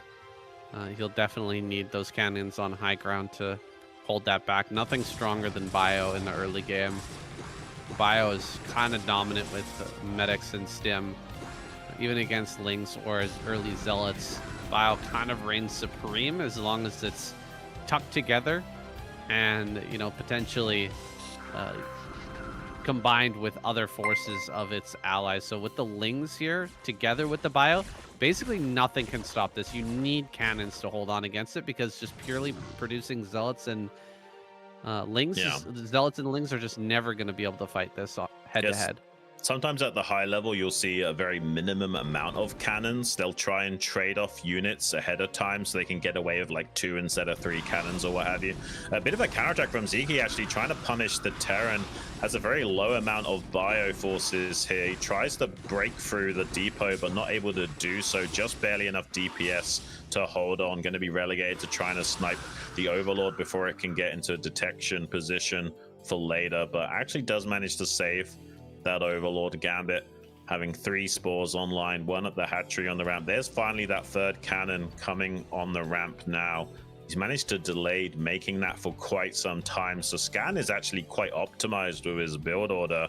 He definitely has quite a high level of knowledge in this game, and that's helped him squeeze out a very quick robo. Yeah, this is a pretty sneaky play from Zeke, right? He tried to get up here with some Lings, kill 1 Marine, and then slip by into the main. But I think he targeted the wrong Marine, and there was just enough healing factor from that medic to keep the Marine alive there anyway. If he managed to get some Lings into the main, it could have been pretty annoying. You know, kill a couple of more SCVs when we get on top of the Marines as they're popping out, but wasn't quite able to do so. 2 drones were headed up to top left. Where were those drones headed here for Gambit? I'm not sure if that was a miss rally or he was intending to sunken up his teammate or something. I'm going to go out on a limb and say that was a miss rally. I don't think he meant to send those 2 drones up there. He's going to have to keep adding on spores because of how far behind the tech curve he is. He's going to have to go up to 3 spore in the main and 2 on the ramp, and that's a lot of investment. Actually, Scan hasn't got any leg enhancements on these L's for quite some time, so Marines do force a bit of a bad trade from Scan. Kills 2 of those off. There is a Reaver on the way with cannons on the high ground. He might just barely be okay against this timing, but he kind of needs to rely on Zeke to help him out before this Reaver's ready. V1 It's is one is sub goes here for 20 months. Zeke coming in from the flank here, going to try and dive on top of some of these Marines. As long as he kills the Marines, he should be okay. As long as the Marines are not allowed up this ramp, he should be all right. This 1 cannon hanging on with 10 HP is actually going to be the clincher here, saving him and allowing Zeke to take this fight, killing off all the Marines, and the medics will also go down. Yeah, this is really well done from Zeke and Scan. Like, they're hanging on by a thread in terms of what they're making to defend this critical junction. Scan trying to be a bit cheeky and take a quick base at the 3 o'clock. It does get scouted by a Zergling. I think he's got a shuttle and a Reaver that is somewhere moving out, maybe towards the center of the map. I'm not sure if that's going all the way cross-map to the Zerg. Yeah, it's going to go cross-map to the Zerg at this rate, with Zeke helping control in the sky. That way he can put pressure onto these spores and slowly open up this position for Zeke to have a field day with the mutas. It's going to be really tough for Gambit to actually defend against this. Yeah, this is very cheeky, sneaky play here. getting in with the Reaver now. Like, all the setup in the world is not going to save you from this, because the Mutas will defend the Reaver perfectly against Lings, and the Reaver will just eventually take out both of these spore colonies. He's trying to hit both. Looks like he's managed to get the angle on it now to hit both of these spores so that he can open up a angle on that Spire, and he's going to be able to get that Spire here soon. Ziki diving in just to get the ball rolling here so that he can quickly go ahead and take out this Spire. Very good shots here from the Reaver, and excellent defense by Ziki to keep all this Reaver alive during this fight. Nice micro against the Scourge as well, taking some extra damage on the Reaver, but still keeping the Marines back here. Really, really well played by the blue squad. Just keeping that shuttle alive for so long as well. Really good juggling here, and even these Mutas are not going to be able to jump on top of that Reaver. Dude, this is such a nice technical takedown by Scan and Ziki. This is some really high-level 2v stuff that we're seeing. Like, because they defended with the bare minimal, he was able to squeeze out this tech and get the Reaver at very fast timing that is pretty impossible for Marwyn and Gambit to shut that down. And that all just comes down to a really optimized build order and delaying making additional cannons for as long as possible, and defending with the absolute minimum is what we expect at the highest level of 2v2. And that looked like a really convincing win for Ziki and Scan, man. I hope this show match isn't going to be too one-sided, but it looked like it might be. The classic 10 Mutalisk, 1 Reaver timing. Perfect 2v2.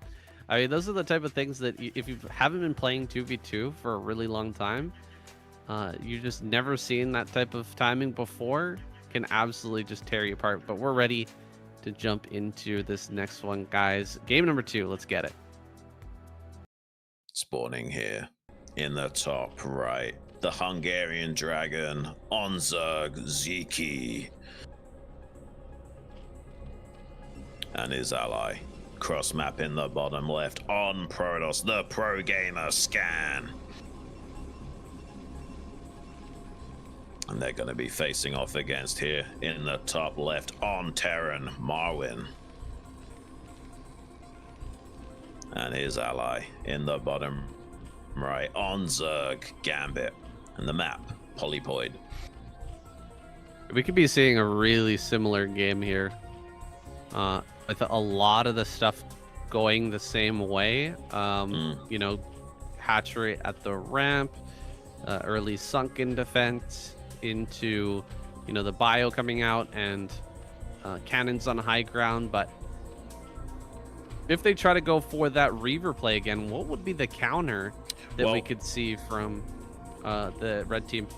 The Terran could go 2-port Wraith. That's definitely an option. That could help shut down anything like the Reaver Muta play from Ziki and Scan. I'm not sure if Marwyn favors going for tech-based Terran plays, or if he's confident enough with his micro to make that pan out. But there's definitely options here to mix it up. But yeah, I mean, no matter what happens, Scan and Ziki are going to adjust on the fly. Like, Scan mainly went for that build because it was a bio-based play from the Terran. So if Marwyn mixes it up this time and opens up with a quick gas, we'll probably be seeing something different. But it does look like it's going to be that bio play yet again. Yeah, the 2 racks bio play, and once again, hatchery at the ramp. Oh, Scan calling for a goon build here. And so we are going to see a bit of a mix-up from Scan. He still might open the same way, but... Oh, no, he actually throws down the Cybernetics Core immediately. That's interesting. What do you think prompted this? Yeah, I'm not so sure, honestly.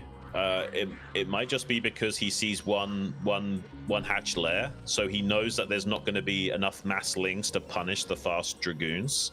That would be my interpretation of what we're seeing. Getting the quick scout on the Zerg, seeing that there's no quick second hatchery, might be able to get away with just going straight into Dragoon play if there's not a lot of Zerglings and he's just trying to defend and go for a Spire timing. But that does mean that this allows Ziki to go Massling to put on pressure, and the Dragoons will act like siege tanks and gradually whittle away at the Zerg here in the bottom right. He can push creeps to his ramp, though. That's going to help out a lot against something like a Dragoon burst timing. So I like this here from Gambit, getting these sunken colonies pushed towards that ramp. It'll make it a lot harder for Scan to punish him later on. Yeah, I wonder if that's a kind of a misread from Scan, thinking that he wasn't going to be able to push sunken colonies because he didn't have the extra hatchery. But the creep is so close here. I doubt that's the case. He must have another plan for this. Gambit, though, has a very nice position here to go directly into Mutas, and there's no hint of Mutalist play over here from Zeke. He's going to be relying majority on Lings in this game. Yeah, he'll have to make spores as well eventually. So it'll be predominantly just pure mass Lingoon. And they're going to choose a target. They don't have to break the Zerg. They could go after the Terran. I mean, Dragoons are pretty good against Bio as well. So they could just keep tabs on the Zerg and eventually go for a bust timing. But Dragoons are not so good against Mutalists, man. So they're going to have to do some damage early with the Lingoon combo to put themselves into an advantageous position going forward, or Gambit's going to have a field day when he finally gets into a big flock of Mutas. This Overlord is key. It's allowing Scan and Zeke to see up on that high ground so that the goons can try to push this down. There's not going to be a range upgrade here immediately for Marwyn, so he might end up taking a lot of damage. It's possible that they can push him down here. He hasn't started a bunker just yet, so that could be a bit of a problem. Lots of sunken colonies being made right now in the bottom right here for Gambit. They've actually changed their idea. Gonna go ahead and push in on Gambit, but that's so many sunken. So 4 sunken colonies is a lot to deal with. All in. All right, Scan is making the call. They're just gonna go for it. I think he needs 4 Sunkens because of how many Lings are going to join up with these Dragoons. This is really smart from Gambit to preempt this. And yeah, the Zeke and Scan are pretty all in on breaking the Zerg, but with the 4 Sunkens, going to be super tough to be able to accomplish that. He can also bring some drones to glitch out the ramp if they actually commit to that. They're going to have to abandon that all-in attempt and kind of go back to the drawing board on what they want to do next. And this is going to be really tough, man. I mean, Lingoon is not going to fare so well, not only because of the bio trading reasonably well initially, but the Muta's coming online. He has to kill all of these bio forces off now. It's a bit of an overstep from Marwyn to try and come out onto the map this early on before maybe having a fireback to help deal with all those Lings. And a counterattack from Gambit in the main base of Scan, picking away at the probes without many Dragoons to respond to that, makes Scan lose a lot of mining time. Yeah, it's a little bit scary here for Marwyn. He's not building a bunker right now, which is a little bit crazy. I think that a bunker would be a great idea. I guess with just 3 racks production and holding the high ground, maybe he can live. Man, a bunker really would have been nice in a situation like this, but he's going to pull the SCVs, and he's got some support from the Mutas, so I guess he's going to hold for now. In fact, both these other 2 Dragoons are going to end up falling, and yeah, this will be a fine hold here for Marwyn. It just was a little bit crazy not to build that bunker. He's going to go ahead and get it now, though. Yeah, you can see like the players take a lot of liberties in high-level 2v2. You'll either see one player defending heavily with static defense, and some players trying to get away with absolutely nothing or the bare minimal. And sometimes you get punished, sometimes you completely shut down the plan of the other team. This isn't that bad though from Gambit and Marwyn. They have thinned out the herd of the Dragoons a little bit, but there's still quite a lot of Dragoons off Scan going to be pushing the ramp here and trying to get a tactical snipe on the 2 depots in the wall. Marwyn kind of has to keep unloading that bunker to challenge the ramp. He can't just let these Dragoons kill the depots for free. Yeah, I can't do that. Then the Lings are going to end up coming up here and surrounding that bunker. So he's going to fight here at the corner where the supply depots meet the bunker. And he's actually taking a really reasonable trade. Like I said before, oh gosh, Bio is just so powerful on the ground. It's the best early game composition, and GG has to be called here. Gambit and Marwyn take game number 2.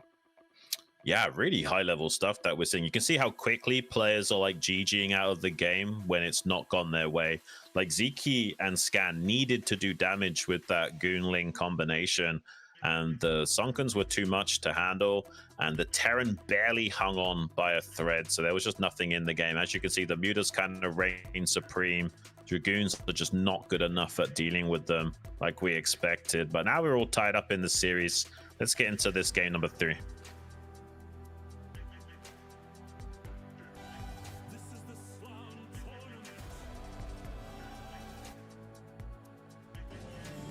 Spawning here in the top left on Protoss Scan. And his ally in the top right, the Hungarian Dragon on Zerg Ziki. And they're going to be facing off down here in the bottom right on Terran Marwyn.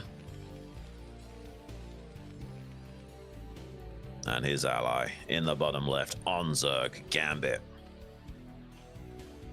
Top versus bottom scenario. Excellent. Some great games so far. You're really getting a sense for what high level 2v2 play looks like in these games. It can be so technical, and once the players really understand how to hold on against everything and what to do in every given situation, the strategic aspect of the game really starts to shine. The 2v2 strategy is so intricate and interesting. Yeah, I'm curious what players are going to go for now. I feel like you don't want Ziki on Mass Ling. I think he does better if you do get him into a more tech-based play, going for, you know, an early gas straight into Mutas, and it does seem like he's doing that this time around. And maybe Scan gonna help let him play. Ooh, a gas steal from Scan. That's super annoying for Gambit here. He's not only gonna have no access to Ling speed, but also really slows down the tech timings to give a massive advantage for Ziki and their superiority. Let's see what the Terran wants to do. Probably just gonna be a bio-based play. There's that second barracks.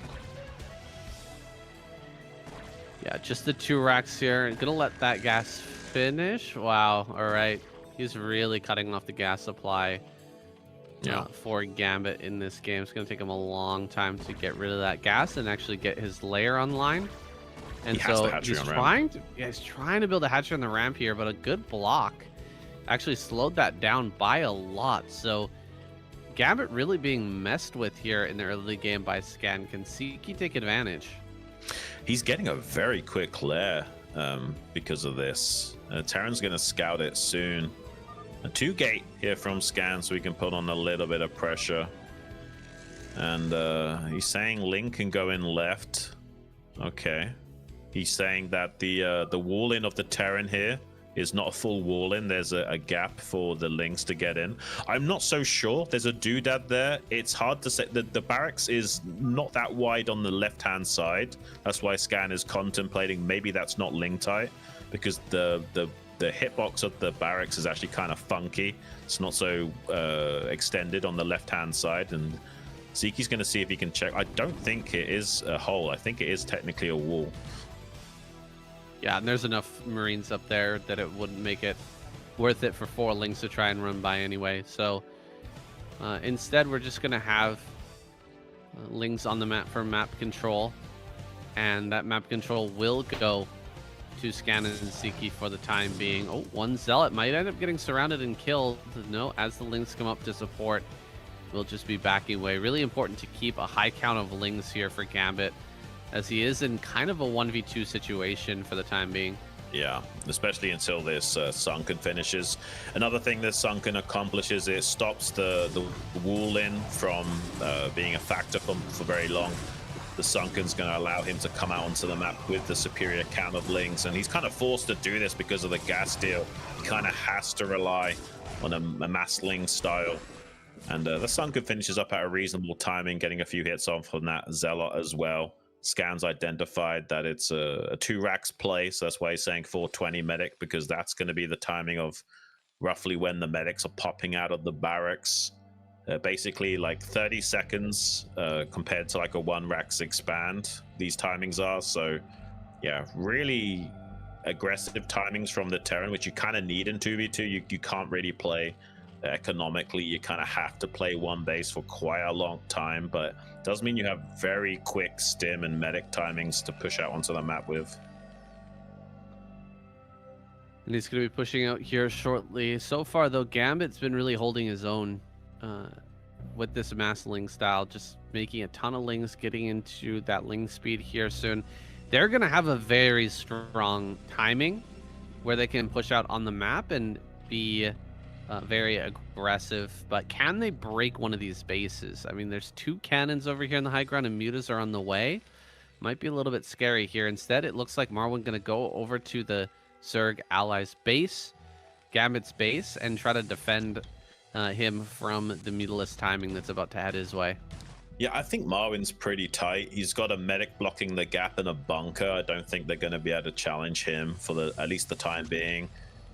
Let's see what damage they can do with the Muta-Ling combination now, because Gambit's so far behind the tech curve of the game that Zeki's going to have an absolute field day once he gets up to a high count of mutas. But he also does need to be pretty proactive and aggressive with them. It seems like Marwin has got a small bioforce down here in the bottom left to defend him, but if Zeki gets up to 6 mutas pretty quickly, he can gradually whittle down this bio ball and maybe overwhelm him before he can establish spores. Yeah, this is exactly what we talk about with that 2v2 players working together, allowing the Zerg player to tech without adding on a lot of defenses here like you would usually have to in his ZVZ. He will get the spores a little bit later, but it just bought him that extra bit of time to slip out a few more drones so that it can make this transition a tiny bit smoother and get into those Mutalists to actually challenge Zeki in the sky. Yeah, is there drones in the middle of the map right now? What's he got in the middle? Okay, the Zealots. Okay, something slow was moving across the map. I was like, those aren't drones, are they? But he's actually been able to squeeze out a few extra drones rather than rushing up into a higher count of mutas. He's gotten his own economy online instead. Now he's got the delayed 6 mutas, but the bottom of the mineral line is exposed. Does kill one of those mutas early on. That's a big win for Marwin because this mineral line and Spire is completely exposed for the time being. So he's very reliant on these Marines winning the trades against Zeki initially until he can get fully online and established. Armor upgrade on the way for Scan, so his Zealots are even more tanky. They might be thinking about getting in here and punishing the Zerg. For the time being, it's just Zeki trying to harass and kill as many of the drones as possible. Now Gambit down to 13 drones, which is actually behind Zeki. So Zeki going to be ahead on the economy as well as the tech. And there's that Reaver option from Scan being chosen yet again with that support bay being built in the Zerg's ramp area. Another Reaver play. It worked so well the last time that might as well try it again. Here's Zeki going to be covering everything in the air, getting rid of the Scourge, fighting back the mutas, pushing away the Lings and Marines, while Scan goes to work with the Reaver there in the main. He's already sent it out. No, he hasn't quite sent it out here just yet. That's actually a muta heading on the vertical axis. That Reaver is going to be popping out soon, though. What does Marwin have to try and help out Gambit in this defense with? Look how greedy Scan's being as well. He's just throwing down the Nexus in the natural, assuming that the mutas and the shuttle Reaver will do so much damage that there won't be any counterattacks from Marwin to punish that. You can see like these really high level 2v2 players take a lot of liberties because they know they can get away with some greed as long as they're being proactive and aggressive. But Gambit does have a small flock of mutas with some Scourge, seeing if they can hunt down the shuttle, but Scan has taken a very indirect route to keep that safe and away from possible snipes. Mutas can maybe go into the main mineral line and kill quite a lot of probes, though there's hardly any anti-air besides these mutas alone, so it's going to force Zeki to turn around to help his teammate, and it is also going to delay the Reaver from doing anything because he doesn't want to move out without air support from Zeki. Ooh, this is some really good control from Zeki, tracking down as many mutas as possible, even getting rid of the Scourge as well. And yeah, a lot of these mutas are going to end up dying, which makes it so much harder for Gambit to hold on once the Reaver arrives as well, right? This push is going to be that much stronger. Yeah, I think this is a nice touch. There is tanks actually out, which might help out a lot, but there's 2 Reavers now inside this shuttle with a lot of bio supporting the ground army of the Terran's tanks. But I mean, with good shuttle micro and the Reavers, they can easily decimate this. There's no speed on these Zealots, of course, but with the Mutalisks in support, they should be able to overrun this Terran position. The Lings of Gambit a little bit off to the side, not able to come in here and help out just yet. Reavers are in a really tough spot to kill as well, but he does pull them back. There's just a little bit too much bio, but a beautiful counter attack from Gambit. Gonna get a snipe on that Nexus of Scan, and the Mutas go into the main base to start hunting down probes as well. Scan in a little bit of trouble now, needs to rely on Zeke clearing this up. Wow, Marwyn and Gambit getting aggressive, taking fights in the middle of the map and trading off probes in the main base of Scan. This is looking very good for them. Almost loses the shuttle there. That shuttle is so low, but 2 Reavers end up getting dropped out, and although the tank gets a single shot on the Reaver, it's not going to be able to clear this out. Ooh, Reavers do so well against Bioforces that this is going to be easily destroyed. However, Zeke is not helping out in the main base. He's losing so many probes right now. Yeah, he's down to just 15 probes. He might be down 1 more as well to 14. He did keep the Nexus alive, though. That Nexus is super low. I'm so surprised it didn't actually die, man.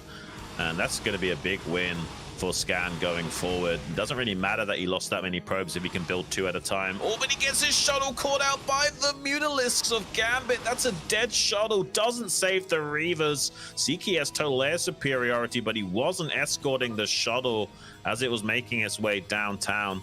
This is kind of crazy. This game is really back and forth. You have to wonder if actually Gambit and Marwyn are in a really favorable position right now. Sending in 1 Muta at a time is so annoying. It really should just send some Scourge over to that base and get some good trades finishing those off. Unfortunately, though, another couple of Mutas fly in, and they're just going to continue to just be super annoying. Okay, here we go. That Nexus finally does go down and pushes Scan back onto 1 base. It's looking bad for the blue squad, but maybe they can bring it back. Oh man, this attack though is looking so scary. Siege tanks shoving into that natural. Those are some great hits though from the Reaver, splattering a lot of these Marines. Can he hold? This is crazy, man. I mean, there's enough Mutas to try and pounce on this. Irradiate does come down, though, doing so much splash damage, but he does overrun the bio. He cleans up in conjunction with the Reavers of Scan. He's actually going to hold on to this absolute insanity. Scourge come in to snipe the shuttle, so the Reavers are dead in the water, but they have traded well. And Scan's losing more probes to the Mutalist. Zeke trying to make his way over there to help out. I think Zeke's Mutas have slightly less HP though, so he needs to work in conjunction with these 2 Dragoons to win the trade as well. 2 Dragoons will help him finally fight back this force, but Scan down to just 9 probes now. 8 probes. This is insane. Man, these Mutalist counterattacks are really winning the game, actually, for the red squad. Getting in there and just poking those little bits of damage have added up to a huge lead, a huge advantage for Team Red. And now with both their naturals online, it's hard to imagine Scan Zeke managing to come back in this game now. Yeah, Terran with an expansion is the most scary thing out of all of these races. So the fact that Marwyn's been able to establish that and has mitigated Scan being able to come online, now it's all up to Zeke to do the heavy lifting in this game. And he's getting zoned out by quite a few of the Scourge of Marwyn. He has done a lot of damage to the Spore in the natural, so maybe Zeke can overpower this expansion and start to snipe all of these drones and the hatchery as well. He kind of needs to keep the Zerg on the back foot. The Terran's going to be hard enough to deal with, and Scan's going to help him out with what few forces he can muster. He's actually still got 2 Reavers and a shuttle here. The Mutalisk of Zeke can also help defend this. There is an Irradiate that can go down on these Mutalisks, but it goes on to a low HP Muta, but it doesn't matter. Pretty much all of the Mutas are now dead. It's just down to the Bioforce. Can they somehow spread out enough to kill these Reavers and Dragoon?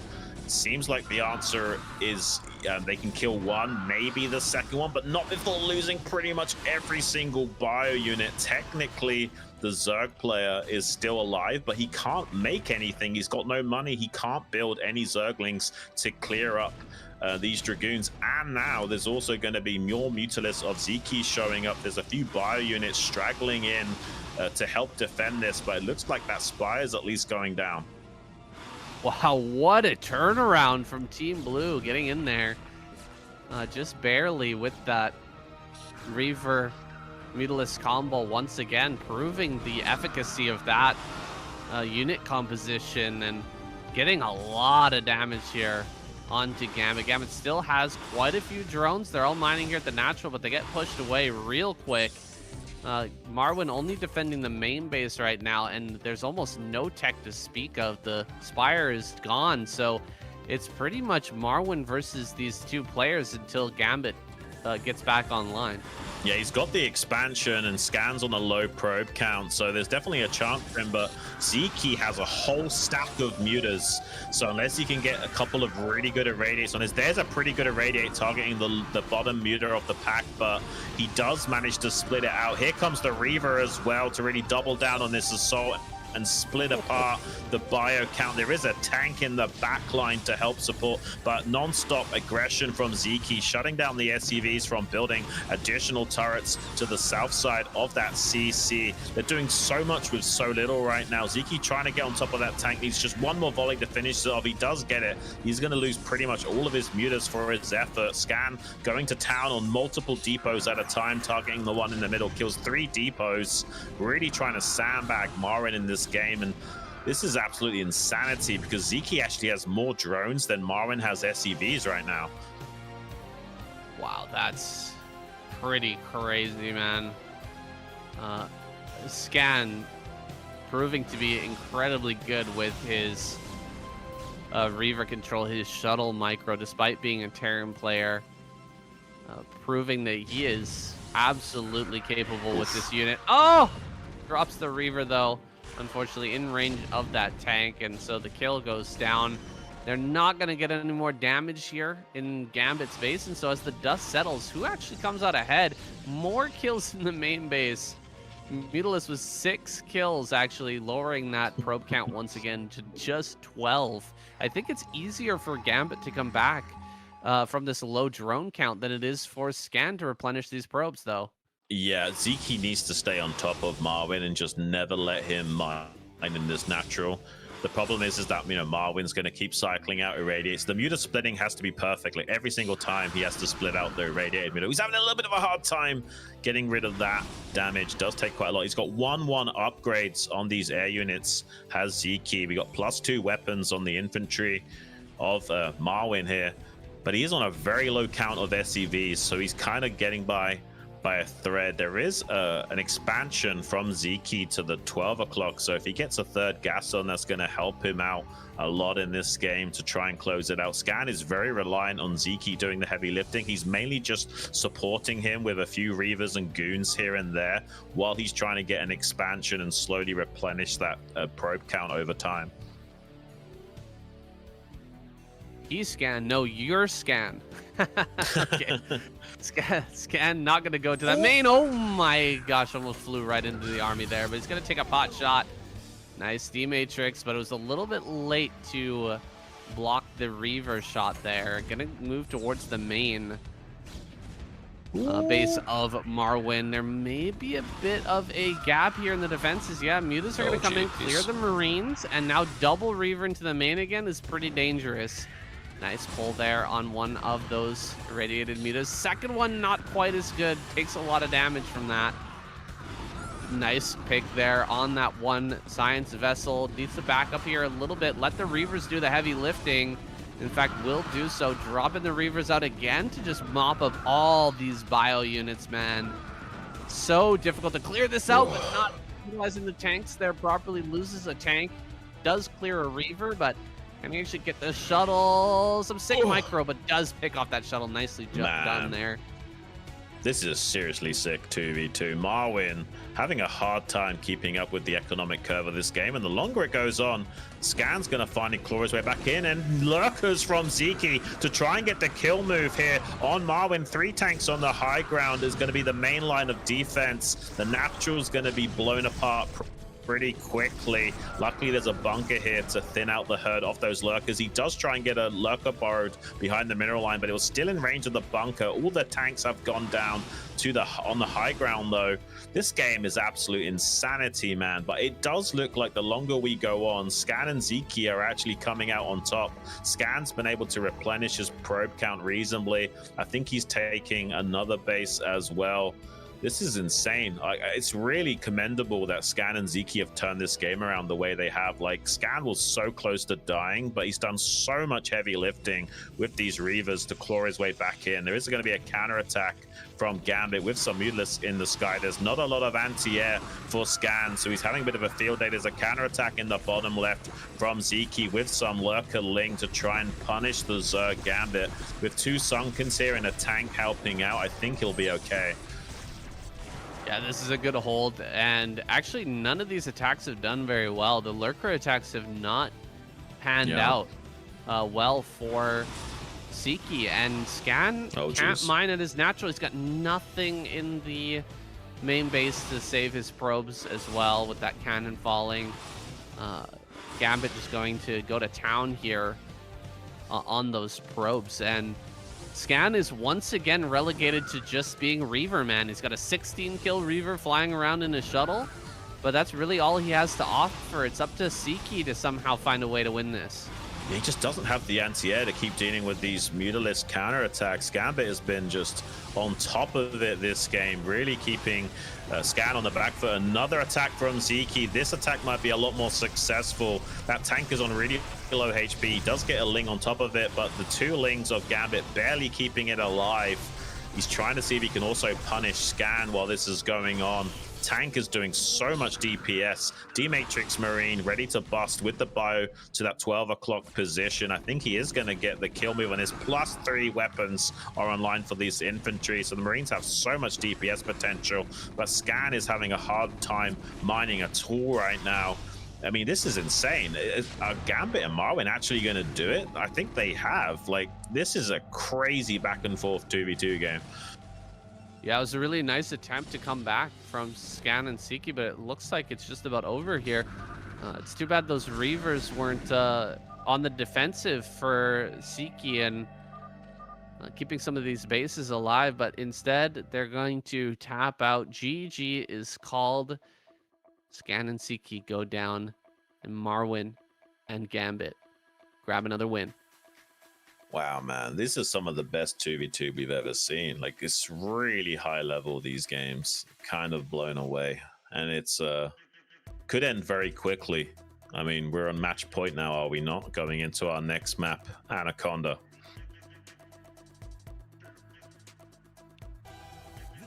I think you're correct there. Gambit, Marwin combo proving to be quite deadly. Really got to hand it to Gambit in that last game. Taxing the multitasking of Ziki by just sending in mutas over and over and over again to Scan's main. It was up to Ziki to deal with that anti-air, right? Yeah. Scan was all in with Reavers. He was doing the ground duty there with the Reavers, but he needed Ziki to keep up with Gambit and take care of that Mutalisk threat. He just wasn't quite able to match up, and they ended up taking the win there by just holding on to the rapid counterattacks of Ziki and Scan. Well, very quick player introductions we got here. Spawning in the top left, Gambit on Zerg. His teammate, top right on Terran, Marwin. And they're going to be facing off down here in the bottom right on Protoss, Scan. And his ally in the bottom left, the Hungarian Dragon, Ziki. Yeah, really good attempt for them to try and come back in that last game. Looked really close despite having such a low economy. Bit of a body block with the probe, actually delaying the barracks being produced for quite a long time. That's a little bit annoying for Marwyn to have to contend with, especially pulling off extra SCVs to deal with the probe. That's really upset his own mining optimization as well as the timing of that barracks going forward. So nice little early game victory here from Scan, trying to really sandbag the Terran in every way he can. He did a gas steal before against Gambit. Now he's slowing down the Terran with just a little bit of probe harass. Going to be paying off going into 2-gate here while the Terran gets set up with his bio. Second barracks on the way. We'll see if this time Gambit throws down the hatchery at the high ground. It's kind of necessary this time because he can't slow push sunken colonies to the ramp. And once again, we've got 2 gates here. So Scan plus Zeke is going to have a lot of pressure for the Zerg player to deal with in the early game. Yeah, I mean, old school Zergs did just kind of play one base and go very fast lair. So they might try and do that this game and avoid having to hatch on ramp at all.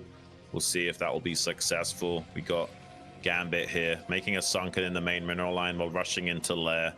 And Zeke going to be more or less doing the same thing on his side of things. Actually getting a second creep pretty early. Maybe wanting to be super safe just in case it's some kind of hyper aggressive play. But he sees with his overlord that it's just one hatchery worth of production.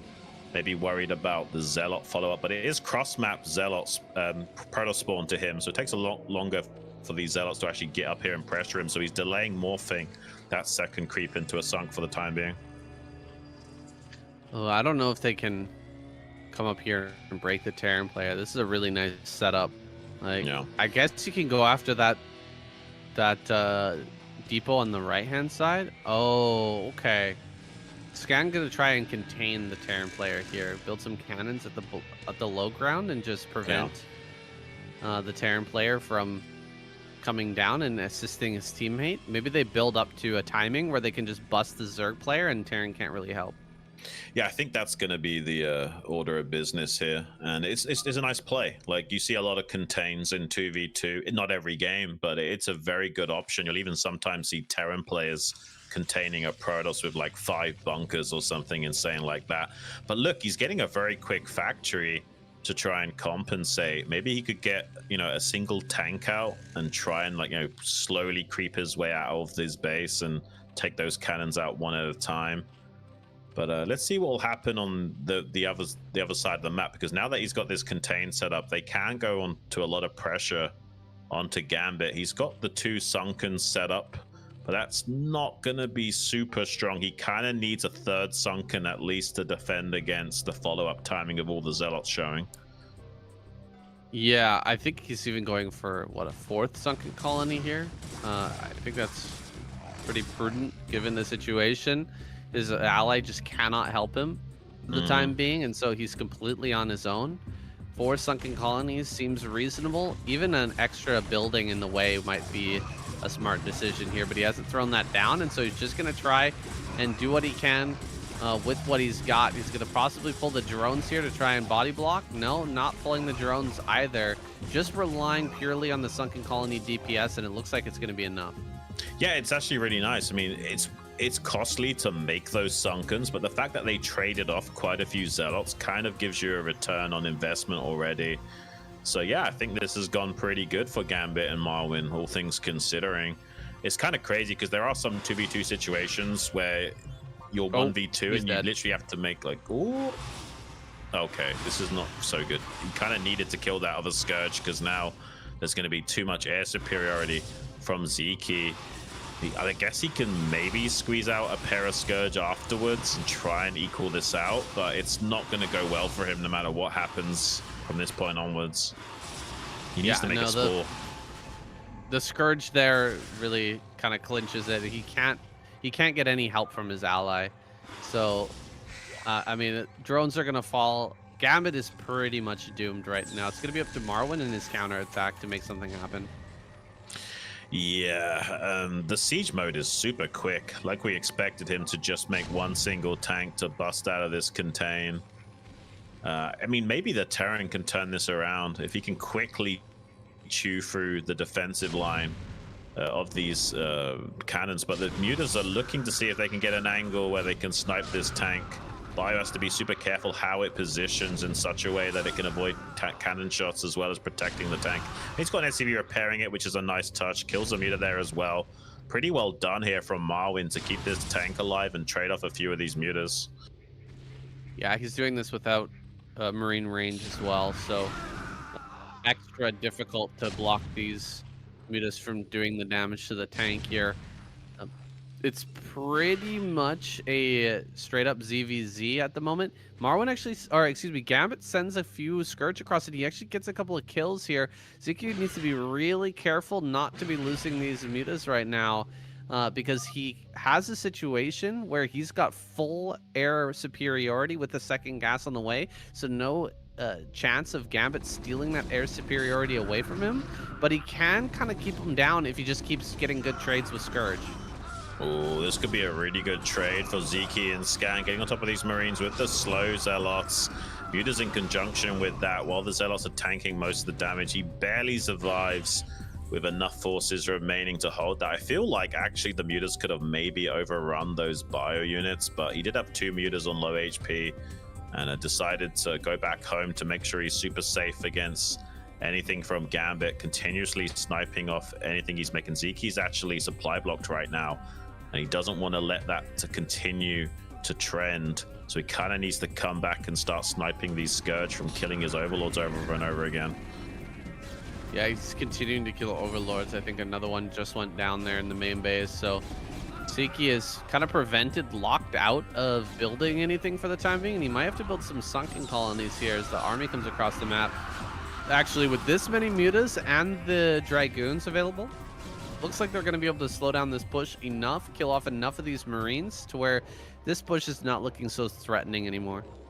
Yeah, I think they've done a good job, and now the Dragoons have a lot more fighting power now that the bio has kind of been shaved off by a significant amount. Nice little attack here from Gambit, going after the drones, denying some mining time. Eventually the Lings will die, but if he kills a drone or two and denies some mining time, that's nice.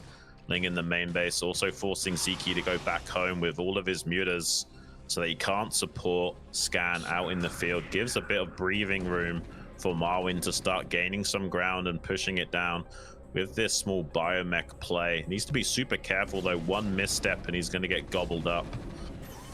Yeah, here comes Dragoons from all angles. Scan and Ziki put together a pretty strong army here to just go after this small group of Terran. In the meanwhile, Gambit is going to try to counterattack. He's going to look to do as much drone damage as he possibly can while the mutas are occupied elsewhere out on the map. Some Scourge pop out though. This is perfect timing for the Scourge from Ziki. Just barely save him from this counter pressure.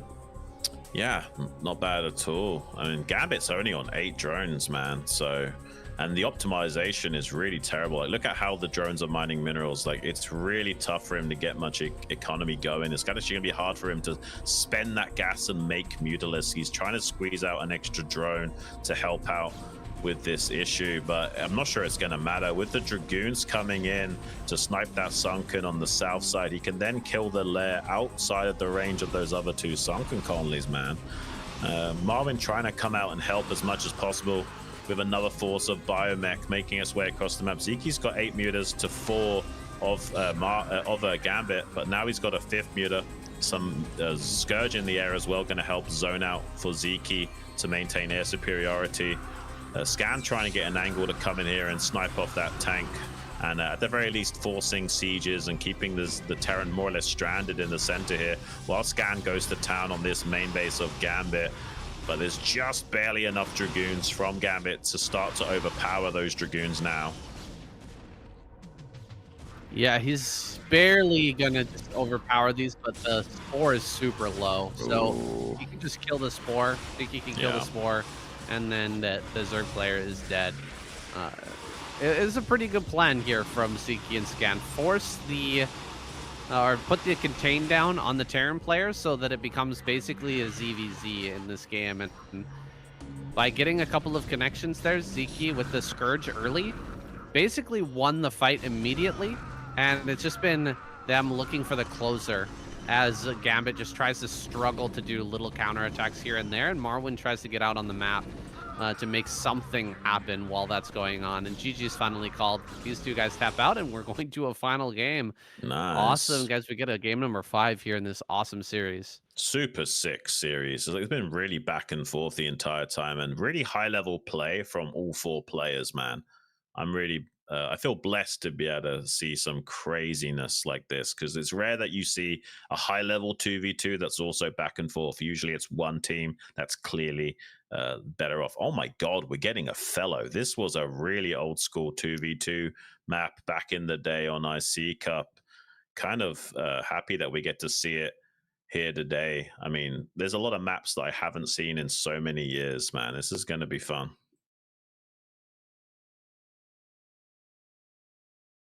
All right, let's hop into it.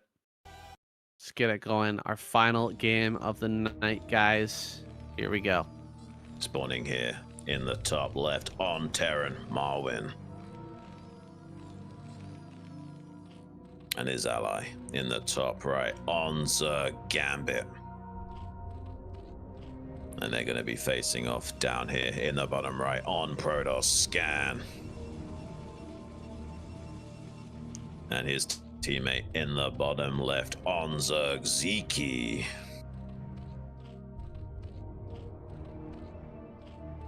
One final shout out to Flizardo for putting on this awesome tournament, and to Zero for observing and organizing here for SLON.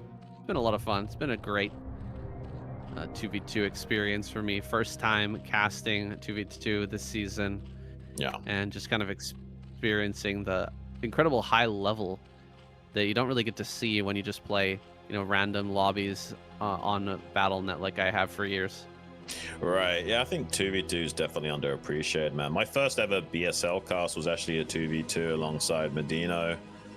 Besides that, haven't got a lot of 2v2 experience from a caster perspective, but yeah, SLON definitely was like a trial by fire. I've learned so much about 2v2 just from watching a few games of this tournament alone. And I'm hoping that we see more events like this. I'm super happy we've got people like Flizardo keeping the lights on in the Starcraft scene and bringing more great events and tournaments for you guys to enjoy as well. There's like a pretty quick pull gas here from Ziki, optimizing for that fast layer muta timing. A quick bio build as well out of Marwin. He's not going to be mixing it up this time around. And a lot of probe harass actually coming out from Scan, trying to be super annoying to Gambit. Yeah, and this setup again. This time Gambit putting that spawning pool here at the bottom. We're going to see hatchery down just below. Okay, he's actually going to sunk in towards the ramp. Makes sense here on this map. You've got a little bit of easier time getting sunkens to defend there. Yeah, it seems like Scan's going to be cannoning in Ziki on the ramp here. Inversely, he's asking if Ziki plans on taking an expansion. Okay, well, we'll see how they want to navigate this going forward. Some Zerglings making their way to the wall in of Marwin, but that's Ling tight, so I don't think anything is going to happen with this. If there was just one single Marine and he was going into 2-port Wraith, you can actually put a lot of damage onto that depot and force a repair, but with 2 or 3 Marines, there's not really much you can do about that. SEV sees that Ziki is optimizing for that lair inspire timing. It's funny seeing the back and forth here between Scan and Ziki in the chat, but I'm curious about how Marwin and Gambit are communicating, because you know Gambit is from Korea and Marwin. maybe they just played so many games together. I don't know if they're even in chat and they speak different languages, so they might just be, you know, so used to playing 2v2 and know what they should do that they're able to coordinate properly without even talking. Yeah, I imagine that's actually what is happening. They've just played enough games where they kind of know what they should be doing at any junction. Okay, Zealots get a bit of a run by And this Sunken doesn't cover the gas or the mineral line very well at all. So these Links have to trade well against these Zealots. Micro's back the low HP Zealot well. So he does trade off quite a lot of Zerglings. I think he'll still be okay. And seems like Scan is going to cannon the expansion of Ziki to allow him to get ahead of the economic curve of this game while rushing into Spire still. That's going to help them out a lot the longer this game goes on. But Scan also will have to start to make cannons on his own ramp to deal with the bio timing of Marwyn. Well, this is pretty annoying. Zealot gets here into the main base now, can go after the gas or just try to hit these drones. More Lings gonna run by as well. So yeah, this is pretty frustrating to deal with. Looks like Marwyn will be brought up to try and help out, kind of save Gambit in this situation, because the longer he's delayed from mining, the worse it's going to be when it comes to this ZVZ. Yeah, this is a lot of damage. I mean, it's indirect damage, but it's still damage. It's disrupted the mining so much here from Gambit. He's not going to be that strong in his Mutalisk production as a result. And this is just one hatchery production, don't forget. Ziki's going to be going up into double gas, double hatchery production. Gambit could be in a lot of trouble and fall behind the curve too much that he'll end up just being a supporting role for Marwyn. This is going to be a much more traditional 2v2 setup where he's just trying to help out Marwyn as much as possible, and the Terran's going to have to do a lot of the heavy lifting. Seems like Scan is going to transition into a 3-gate goon from this point onwards. Guys relying on Ziki for the time being for his air defense. While he's defending the natural of Ziki with his cannons. So Biopush can't really attack into Ziki, and Mutas can't really attack into Scan here. And so what is the plan? Where are Marwyn and Gambit to go at this point? Maybe try to bust open Scan at his ramp. There's only 2 cannons here. There's quite a few Lings, and there's going to be a lot more bio coming up here in a moment. So he can just kind of try to ram it up the ramp with a bunch of Mutas to tank these cannon shots. Maybe it's possible to win here. But if they don't bust Scan right now, Ziki is going to take off. He's going to be absolutely out of control here in a moment. Yeah, they kind of have to break Scan to win this game convincingly. They have got quite a lot of forces to do so. He has to probe drill the ramp to have any chance of holding this. Pretty good micro from Ziki, but there's still a little bit too many bio units. He's sniping down some of the probes as well, is Gambit, to try and siphon off as much of the Protoss economy as possible, so that even though the bust won't be successful, they'll slow down Scan ever so slightly. Just 15 probes to the 21 SCVs of Marwyn. But Ziki is doing fantastically comparatively to Gambit. Gambit going to try and just pounce on top of that cannon to open up the main mineral line to force Scan to be pinned back with these Dragoons, so he can't come out onto the map with them so much and keep challenging this Bioforce out in the field, so that the Zerg and Terran can work in conjunction a lot easier than Ziki and Scan can. At least for the time being. It's going to be a while before Scan can restabilize and start to move out with those Dragoons, but Ziki has such an air advantage over Gambit that it might not matter. Yeah, the moment that they take this pressure off of Scan, Ziki can go and just kill Gambit in the air back at his base, right? There's no spores. Gambit is kind of all in. Okay, he's actually got 1 spore. He managed to slip that 1 spore out, but you know, that's not really going to matter if there's 11 Mutas coming across the map to actually kill. So they got to keep this pressure on. Otherwise, yeah, like I said, Ziki will go over there and just end this game. Gambit has to... Oh, he's actually going to go for the main. That's kind of a crazy play. There's going to be a ton of Scourge and Mutas out here. Is he going to end up losing everything? He's trying to track down the drones right now, but he's going to run into Scourge and Mutas and potentially lose the majority of this force. He actually does a pretty good split and gets out of the range of those Mutas, so he doesn't really lose a whole bunch of stuff.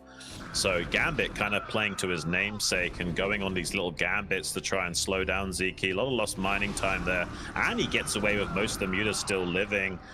Maybe if the Bioforce can do well against the Dragoons on the ground, as well as support against the Mutas of Ziki, there's a way of turning this game around. But Ziki working in perfect unison with Scan right now, completely eviscerate that bio count in the center. Gambit has done a good job of building up a decent size of air forces with pretty much the bare minimum. He's got 5 drones on minerals, 3 on gas, which is what you need for constant muta production off of 1 hatchery. So he's doing a pretty good job of supporting the Terran player, but the Terran is not trading so well against Scan at the moment. Well, they trade overlords here, but this is so much worse for Gambit because he just doesn't have money to replace these overlords at all. He's gonna have a very hard time opening up any supply, and in the meanwhile, the Mutalisk war has already been won, I believe, by Ziki.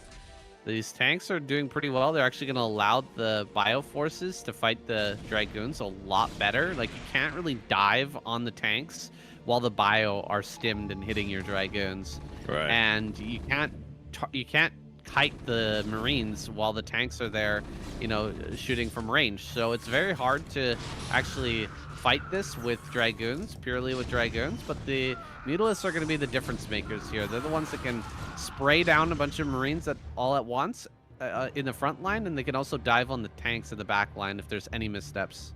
Yeah, it seems like Scan is cutting Dragoon production ever so slightly so that he can squeeze out maybe some more tech buildings as well as a few more probes here.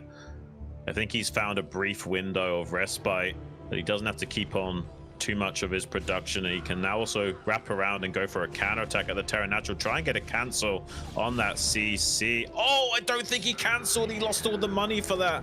That's a big win for Scan. Maybe they can catch all of the Dragoons before they can get away, though. This could be a big win for Marwyn if he can kill a lot of these Dragoons off, as well as catch the Mutas of Ziki supporting Gambit with the Marines. Ziki doing a good job of microing back and avoiding disaster, so he actually still trades out pretty well against Gambit there. More Dragoons showing up from Scan to try and keep whittling away at that Bioforce. They've kind of done the main thing, though, of slowing down that Terran expansion. The fact that he didn't cancel it and it just died is going to really hurt him from getting the minerals together to afford a new one. Yeah, I don't know about that trade either with Gambit forcing the fight versus Ziki. Because Gambit is so much farther behind when it comes to this production, he's kind of playing a supporting role. He needs to actually get really good trades with the Mutas and keep as many Mutas alive as possible as a nice play. Pick off the forward tank and then come through the back and pick off that tank at the back line as well. And now you can see he cannot engage with this army at all. He cannot engage with these Mutalisks in the air. He's got to run away from them and try to just support from the skies here with his Scourge, few Scourge and Mutas, and tries to get a connection there, but not quite able to do it. The Bioforce is all but mopped up, and Scan and Ziki are going to take this home. Yeah, I don't think that Marwyn can hold on. He's got a tank and a prayer in his natural expansion. He desperately needs this expansion, but there's no way of securing it. Gambit's got 5 Mutas trying to help out. Irradiate goes down to the Mutalisk of Ziki, but it's not going to be enough to help deal with the Dragoons. GG is called, and Scan and Ziki with a very convincing closer to this SLON closing show match, man. That was some of the best 2v2 we've seen. I'm really happy with how that series panned out. It was super close. Yeah, that was really solid technical 2v2 in Starcraft Broodwar. It's always awesome to watch players who are the best of the best playing StarCraft in 1 versus 1. 2v2, the experience is similar. You just get some really high level, interesting decision making from each of the players, and the extra factor of them working together and covering each other's weak points is something beautiful to behold as well. Yeah, I mean, you also got to take your hat off to Marwyn and Gambit. They played really well as a team, and it's not easy taking on Ziki and Scan. I mean, Scan is quite literally a pro gamer, and Ziki probably the best foreigner Zerg that we've got in the scene, as well as having like quite literally the best Mutalisk micro in the foreigner scene. So yeah, really well done from those guys to get 2 wins on the board. in a best of 5 series. That was probably a lot closer than maybe Zeki and Scan expected it to be. But yeah, Gambit's a really solid 2v2 player. Marwin's a very good Terran player from back in the day, and they definitely held their own against Zeki and Scan today. Yeah, you could see some pretty ideas coming from them, some great strategies as well. I'm a big fan, though, of that Reaver Mutalist combination from Zeki and Scan. That seems super powerful. Even from a deficit, they almost managed to clutch a win in that. I'm not sure exactly which game that was, but when Scan got so far behind and they just comboed together and they played an excellent game, almost managed to make a fantastic comeback. Yeah, no, really good series overall. I hope we see more show matches like that. Like, shout out to Fliz again for not only hosting the SLON tournament, but also getting some really good show matches going. You just don't get to see this kind of action usually. These guys are playing a lot of 2v2s on Shield Battery and what have you, but you almost rarely see any kind of televised 2v2 matches. I hope we see more from this in the future. Show some love to Flizzardo in the chat, guys, because he's done so much for the scene and showcasing to you guys just how insanely good some of these 2v2 guys are. I'm sure there's going to be a lot of people in the chat now actually wanting more 2v2 events in the future. Yeah, absolutely, and we'd be happy to comply with that request. Shun and I definitely appreciate all the support, guys, that you have been showing to the 2v2 scene.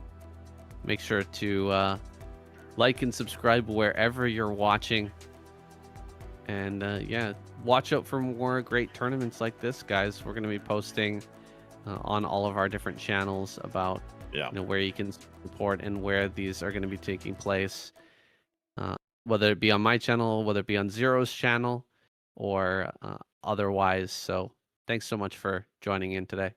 Yeah, if you guys do want to check out some of the other stuff Sayan and I do, we cast the ASL, SCSL, and some other stuff on the Starcast TV YouTube channel. We also regularly do the KCM Race War tournament on Sayan KCM's YouTube channel. And if you do want to support us directly as casters, you can go to the Saiyan Jun Duocast Patreon page if you do want to support what we do. And we're in it for the love of the game, but if you do want to throw any extra love our way, it'll be greatly appreciated. We appreciate being just able to bring you guys StarCraft action for as many years as possible.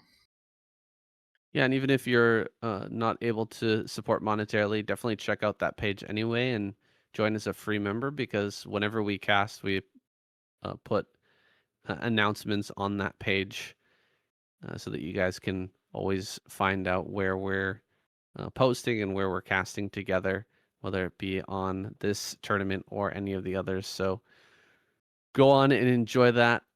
I don't really have anything else to say. Zero, you want some final thoughts? No, just wanted to say thank you to Flizzardo and thank you to you guys. You are super Gosu casters. I really enjoy doing it with you anytime we have opportunity. Unfortunately, Cyan is a little bit different time zone, so we don't have opportunity to do it too often, but I have the pleasure to do it more often with Mr. Shan, and it's always a pleasure. So guys, don't forget to check out Shan and Cyan. It also will be on the Cyan YouTube channel, the vote from the today's matches, so you can check it out over there. And yeah, show them some love on the Patreon, and just to give them a little bit more motivation. As you can see, they are not only doing ASL and KCM, but also additional events. So they are doing it out of the love to the Broodwar to support our scene. And of course, huge shout out to Flizzardo for putting out SLON and this amazing show match. That was the game you were talking about. It was one of the best 2 versus 2 game I watched for years. So that was amazing, and I'm really happy I had the pleasure of doing it. And yeah, this is it from me, and I'm leaving you with the casters. So thank you, guys. Thank you so much, Zero, for those kind words. Yeah, those are honestly some of the best 2v2 games to close out the SLON event. I hope we get to see more and more of that in the future, guys. And don't forget to check in tomorrow. We've got the BSL Pro League Grand Finals going to be DeWalt versus Crossy as well. I'll be casting that alongside Ozzy Dahaki. Those are going to be some great games as well. We've got loads of StarCraft action for you guys in the previous year and this year as well. Yeah, do not sleep on that. Come and watch the Grand Finals tomorrow at 2100 hours CEE time. That's going to be super good. Super good.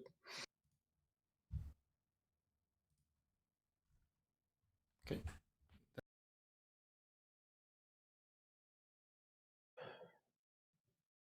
Yeah, we're just going to say goodbye. Thank you guys, and we'll catch you tomorrow. Peace.